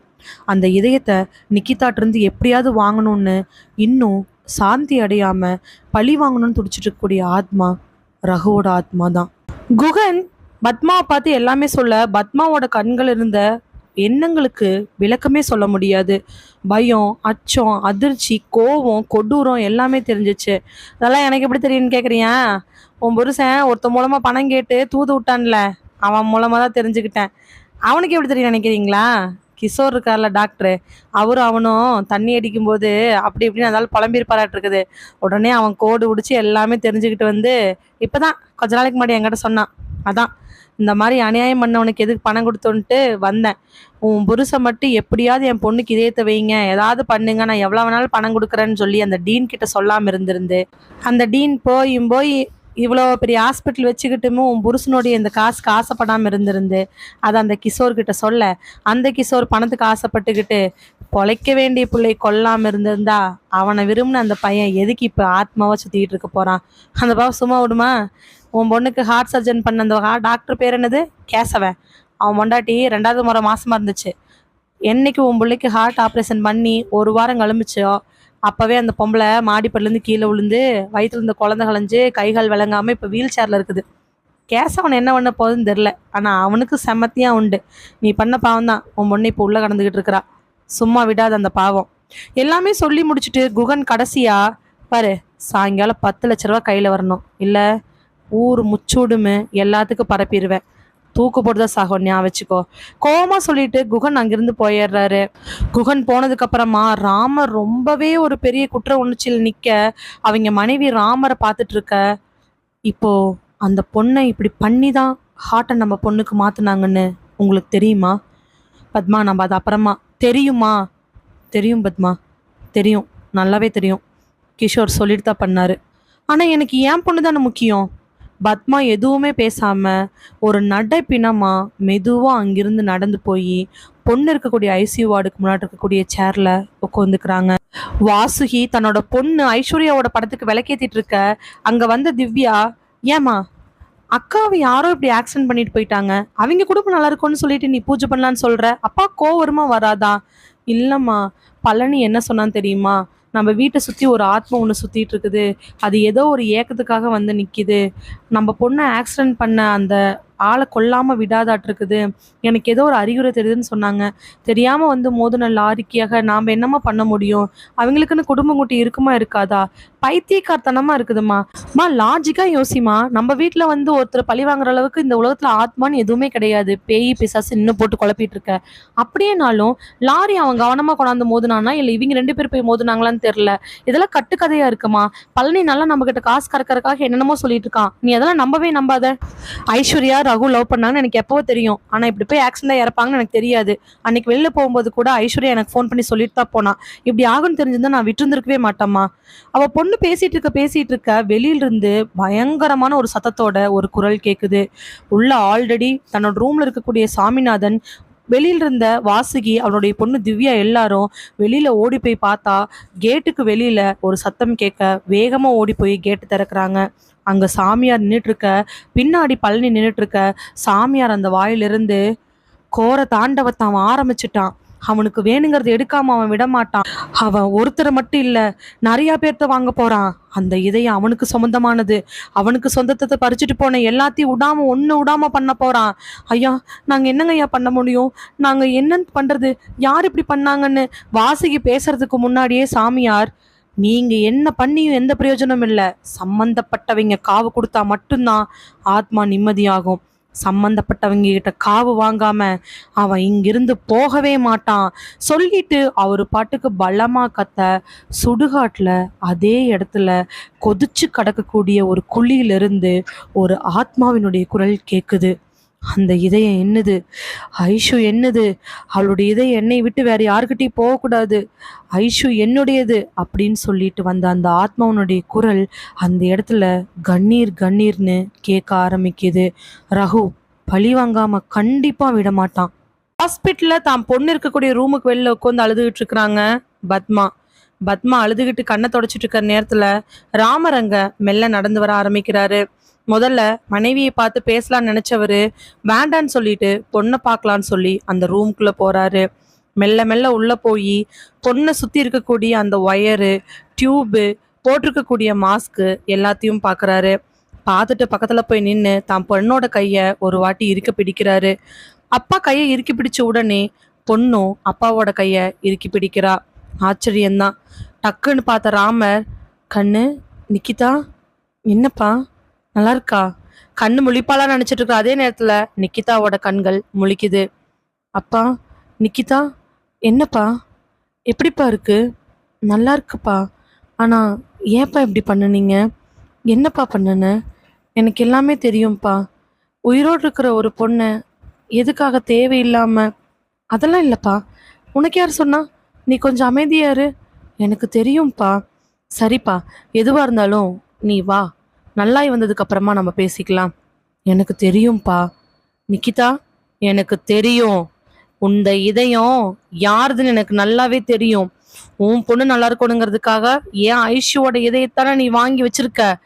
சொல்லிட்டு நிக்கிதா உடல்ல இருக்கக்கூடிய எல்லா விதமான ஒயரு, டியூப் எல்லாம் தெறிக்க அந்த கட்டல்ல வெறுக்குன்னு எந்திரிச்சு டக்குன்னு அப்படியே ராமருடைய குரவலை பிடிச்சிடுறா. அகோர குரல்ல, உன்னை சும்மா விடவே மாட்டேன். எவ்வளோ தைரியம் இருந்தா என் ஐஷுவோட இதயத்தை உன் பொண்ணுக்காக என் ஐஷுவை கொண்டு நீ வச்சிருப்ப. எப்படி நீ நிம்மதியா இருப்பின்னு நானும் பார்த்துட்றேன் சொல்லிட்டு ராமருடைய கழுத்துல அப்படியே இறுக்கமா ராமர் அப்படியே துடிச்சு போய் நிக்கிறாரு. நிக்கிதாவோட உடம்புக்குள்ள இப்போ ரகுவோட ஆத்மா ராமரை பழி வாங்கறதுக்காக நின்றுட்டு இருக்குது. கார்ல இருந்து இறங்குறாரு டாக்டர் கிஷோர். வேக வேகமா தன்னோட வீட்டுக்குள்ள போய் ஒரு பேப்பரை எடுத்து மெல்ல ஒரு 4 வரியில என்னமோ எழுதிட்டு கொஞ்சம் கொஞ்சமா தான் வீட்டுல இருந்து கதவை திறந்துகிட்டு வெளியில வராரு. கீழே இருக்கக்கூடிய அம்மா என்னன்னு கேட்டு கூட பதில் இல்லை. மெல்ல மெல்ல தன்னோட வீட்டு மொட்டை மாடியை நோக்கி ஏற ஆரம்பிக்கிறாரு. மொட்டை மாடினுடைய உச்சிக்கு போய் அங்கிருந்து அப்படியே கிஷோர் கீழே குதிச்சிடுறாரு. 2-3 நொடிகள்ல ஏதோ ஒரு 80 கிலோ வெயிட் கீழே விழுக வீட்டில் இருந்த அம்மா வெளியில எட்டி பார்க்க தலை தெரிச்சு இன்னும் சில பொருட்கள் எல்லாம் கீழே செதறி கிடந்து, உடல் உறுப்புகள் தான் எல்லாமே செதறி ரத்தம் அப்படியே தெறிக்க அப்படியே சிதைஞ்சு போய் ஒரு கொத்துக்கறி மாதிரி கிடக்குறாரு டாக்டர் கிஷோர். ஹாஸ்பிட்டலுக்குள்ள கையில ஒரு வெள்ளை கலர் எலும்பு கூடுமா இருக்கக்கூடிய குச்சியை வச்சுக்கிட்டு சாமியார் உள்ள வராரு. வாட்ச்மேன் சாமியாரை பார்த்து, யோ, யாரையா நீ, எதுக்காக இங்க வந்திருக்க? உள்ளுக்குள்ள ஒரு பெரிய விஷயம் நடந்துட்டு இருக்குது, தயவு செஞ்சு விடுங்க, நான் உள்ள போய் ஆகணும். உயிர் ஒன்று போக போகுது. ஏற்கனவே ஒரு உயிர் போயிருச்சு, இந்த உயிரை போக விடக்கூடாது. வேண்டாம், எல்லா தப்புக்குமே சட்டப்பிரகாரம் வாத்துக்கலான்னு சொல்லிட்டு அந்த ஆத்மாவை அடக்கணும், விடுங்க. யோ, பைத்தியக்கார மாதிரி பேச முதல்ல வெளில போயா. இவ்வளோ பெரிய ஹாஸ்பிட்டலுக்குள்ள எப்படி வரப்பாரு? அதுக்குள்ள கார்ல இருந்து வேக வேகமா இறங்கி வந்த சுவாமிநாதன், வாசுகி எல்லாருமே, ஐயா கொஞ்சம் விடுங்க, அவர் உள்ள போகட்டும். நீங்க யாருங்க? நான் டாக்டர் கிட்ட பேசிக்கிறேன், நீங்க கொஞ்சம் விடுங்க. அதுக்குள்ள டாக்டர் கிஷோர் சூசைட் பண்ணிக்கிட்ட விஷயம் ஹாஸ்பிட்டல்ல தீயா பரவ ஆரம்பிக்க ஒரு 10 நிமிஷம் பரபரப்புக்குள்ள சாமியார் உள்ள போக ஆரம்பிக்கிறாரு. நேரா வந்த சாமியாரை பார்த்து வெளியில கொண்டிருக்கக்கூடிய நிக்கிதாவோட அம்மா, ஐயா நீங்க? பின்னாடி வரக்கூடியவங்களெல்லாம் பார்த்து அவங்களுக்கு ஒண்ணுமே புரியல. உள்ள போனவர் அந்த ஐசியூ வார்டுக்குள்ள டக்குன்னு உள்ள போயிடுறாரு. ஏற்கனவே குறவழி பிடிச்சு பாதி உயிரை எடுத்துட்டு இருக்கக்கூடிய நிக்கிதாவை பார்த்து அந்த கையில இருக்கக்கூடிய குச்சியை வச்சு மண்டையில ஓங்கி அடிக்கிறாரு. டக்குன்னு நிக்கிதா பெட்ல இருந்து கீழே விழுகிறாங்க. இரும்பலோட குறவழியை நீவிக்கிட்டு ராமர் ஒரு ஓரமா போய் விழுந்துடுறாரு. அதே ஐசியூ வார்டுக்குள்ள எல்லாரும் உள்ள வந்துடுறாங்க. ஹாஸ்பிட்டல் தானா இது அப்படிங்கிற மாதிரியான ஒரு சூழ்நிலை அங்க நிலவ ஆரம்பிச்சிருது. பக்கத்துல இருந்த நர்ஸ், வார்ட் பாய்னு எல்லாரும் கொஞ்சமா கூட்டத்தை கூட்ட ஆரம்பிச்சிடுறாங்க. டாக்டர் கிஷோர் ஆல்ரெடி சூசைட் பண்ணிக்கிட்ட விஷயம், உள்ளுக்குள்ள நடக்கிற விஷயம் எல்லாரும் ரொம்ப ஆச்சரியமா ரொம்ப பரபரப்பா பேசப்படுது. சினிமாவில் மட்டுமே பார்த்த காட்சிகள் வாழ்க்கையில் நடக்குதேன்னு நிறைய பேர்த்துக்கு பயமா கூட இருந்துச்சு. ஓரமா போய் விழுந்த நிக்கிதா, எதுக்காக என்ன நீ அடிச்ச? அவனோட உயிர் இங்க இருக்கக்கூடாது. என் ஐசுவை வேணுன்னே கொன்னு அவன் பொண்ணுக்கு வச்சிருக்கான். என்னை பொறுத்த வரைக்கும் இவன் உயிரோடு இருக்கக்கூடாது. குரல் பயங்கரமான கரகரப்போட கேட்கறக்கே அகோரமா இருக்கு. நிக்கிதாவோட உடல்கள் எல்லாம் அப்படியே பச்சையும் மஞ்சளுமா கலந்து அழுகி போன மாதிரியான வாடையோட இருக்குது. உடனே சாமியார் தாம் பையிலிருந்து ஏதோ ஒன்று எடுத்து அது மேலே வீசுறாரு. பார்க்கறதுக்கு கருப்பு கலர்ல சின்ன சின்ன கல்லு மாதிரி இருந்தாலும் அது பட்ட உடனே நிக்கிதாவோட உயிர் துடிக்க ஆரம்பிக்குது. ஒரு நிமிஷம் ஒரு நிமிஷம் ரகுவோட உருவம் வெளியில வந்துட்டு போகுது. இருக்கிற எல்லாத்துக்கும் பயம். வெளியில போக முடியாத அளவுக்கு கூட சூழ்நிலை. நிக்கிதா வேகமா எந்திரிச்சு சாமியாரை நோக்கி வர, சாமியார் மறுபடியும் தான் கையில இருக்கக்கூடிய குச்சியை வச்சு நிக்கிதாவை நோக்கி நீட்ட, அவ கழுத்தும் அந்த குச்சியும் நேரா வந்து நிக்குது. யாரு நீ? நான் யாரா வேணாலும் இருக்கலாம், ஆனா ஒரு உயிரை எடுக்கிறதுக்கு யாருக்கும் சக்தி கிடையாது. ம் அப்ப ஏன் ஐஷுவோட உயிரை எடுக்கிறதுக்கு மட்டும் இவங்களுக்கு சக்தி இருந்துச்சா? நான் விட மாட்டேன். கண்டிப்பா நான் விட மாட்டேன். நான் இவனை கொல்லாம விட மாட்டேன். நீ அப்படி பண்ண முடியாது சொல்லிட்டு தன்னோட இடது கையால இடுப்புல சொருகி வச்சிருக்கக்கூடிய ஒரு கருப்பு கயிறை எடுத்து நிக்கிதாவோட கழுத்தை சுத்த போற அதே நேரத்துல பின்னாடி இருந்து திவ்யா ஒரு இரும்பு மாதிரி இருக்கக்கூடிய ஒரு கம்பி எடுத்து சாமியார் மண்டையில ஓங்கி அடிக்கிறா. பக்கத்துல நின்றுக்கூடிய திவ்யாவோட அம்மா அப்பா 2 பேரும் பயந்து ஒரு ஸ்டெப் பின்னாடி போக, இன்னொரு அடி மறுபடியும் சாமியார் மேல விழுக, சாமியார் திரும்பி பார்க்க திவ்யாவோட உடம்புக்குள்ள இருக்கிறது ஐஸ்வர்யா. கையை எடு. ரகு ஏதாவது பண்ணுன அப்புறம் நடக்கிறதே வேறையா போயிடும். கையை எடு. 2 ஆத்மாவும் ஒட்டுக்கா வந்துடுச்சு. இனிமேல் என்ன பண்றது தெரியாம சாமியார் முதல்ல நிக்கிதாவோட கழுத்தில் இருக்கிற கையை எடுக்கிறாரு. இவனை நாங்க கொல்லாம விட மாட்டோம் சொல்லிட்டு 2 பேரும் ராமர் பக்கமா நகர்ந்து நகர்ந்து போறாங்க. ஒரு நிமிஷம் சொல்றதை கேளுங்க. ஒரு உயிரை கொல்றதுதான் இங்க பாரு. ஏன் ஐஷுவை கொன்னதுக்கான தண்டனையை நான் கொடுத்துதான் ஆகணும் சொல்லிட்டு ரகு பக்கத்துல போய் அந்த ஆளோட கழுத்தை பிடிக்க, சாமியார் தடுக்க போன நேரத்துல மறுபடியும் இன்னொரு இதை எடுத்து திவ்யா அடிக்க போக அவளை கட்டுப்படுத்துறாங்க அவளோட அம்மா அப்பா. ஆனா அவங்க அம்மா அப்பாவே மீறி ஒரே ஒரு உதறல்ல எல்லாத்தையும் தள்ளி விட்டுட்டு ராமரை நோக்கி போக ஆரம்பிக்கிறாங்க. சாமியார் தான் பையில இருக்கக்கூடிய திருநீர், இன்னும் பவுடரு, மந்திரங்கள், தான் குச்சின்னு எல்லாத்தையும் பயன்படுத்தியிருக்காரு. ரகு மட்டும்தான் இவ்வளவு நாள் வெளிப்படையா இருந்த ஆத்மா. ஐஷு வருவான்னு அவர் எதிர்பார்க்கல. கயித்துல மந்திரிச்சது ஒரே ஒரு கயிறு மட்டும்தான் இருக்குது. இப்போ ஒரு ஆத்மாவை மட்டும்தான் கட்டுப்படுத்த முடியும். அந்த ஆத்மா கட்டுப்படுத்தினாலும் இன்னொரு ஆத்மா எப்படியாவது ராமரை கொன்றுன்னு அவங்களுக்கு நல்லாவே தெரியும். இதுக்குள்ள பரபரப்புல வெளியில போலீஸ் எல்லாருமே வர ஆரம்பிச்சிட்டாங்க. ஆனா ஆல்ரெடி போலீஸ் கிட்ட நடந்த எல்லா விஷயத்தையும் ராமருடைய மனைவி பத்மா இன்ஃபார்ம் பண்ணியிருக்காங்க. அதனால்தான் போலீஸ் இவ்வளோ சீக்கிரமா வந்திருக்கு. இங்க பாருங்கப்பா, அவர் பண்ண எல்லா தப்பையும் நான் போலீஸ் கிட்ட சொல்லிட்டேன். போலீஸ் தக்க தண்டனை கொடுக்கும். நீங்க தயவு செஞ்சு அவரை விட்டுருங்க. போலீஸா? எதுக்கு? ஜெயிலில் போய் 10 வருஷம் 20 வருஷம் இருந்துட்டு வெளியில வந்து உயிரோட வாழ்றதுக்கா? என் ஐஷுவோட இதயத்தை எடுத்த மாதிரி இவனோட ஒவ்வொரு உறுப்பையும் நாங்கள் எடுத்து தான் ஆகணும். யாராவது பக்கத்தில் வந்தீங்க, அதுக்கப்புறம் எவ்வளோ தூரம் சொல்லியுமே அவங்க நிறுத்தவே கிடையாது. ராமர் ஒரு செவுத்துல ஓரமாக ஒட்டிட்டு மற்ற எல்லாரையுமே ஐஷு ராமர் பக்கத்தில் விடாமல் தடுத்து நிறுத்திட்டு இருக்கா. சாமியார் முதல்ல ஐஷுவை கட்டிடலாமான்னு யோசிச்சா, ஐஷுவை தடுக்கிறதுக்காக கட்டி எப்படிதான் நம்ம ரகு தடுக்கிறதுன்னு மந்திரங்களை சொல்லிக்கிட்டு இருக்க அதே நேரத்துல ஒவ்வொரு நொடியா நகர்ந்து நகர்ந்து போய் ரகு ராமருடைய கழுத்தை பிடிக்கிறான். ராமர் கொஞ்ச நேரத்திலேயே துடிக்க ஆரம்பிக்கிறாரு. இருக்கிற எல்லாரும் விட்டுரு விட்டுருன்னு கேட்க, சாமியார் எவ்வளவோ சொல்ல கேட்கல. சாமியார் உடனே வேகமா திவ்யாவை தள்ளி விட்டுட்டு வேகமா போய் நிக்கிதாவோட கையில அந்த மந்திரக்கட்டை கட்டிடுறாரு. கயிறு கட்டின உடனே ஒரு நிமிஷம் தெரிச்சு போய் நிக்கிதா கீழே விழுந்துடுறா.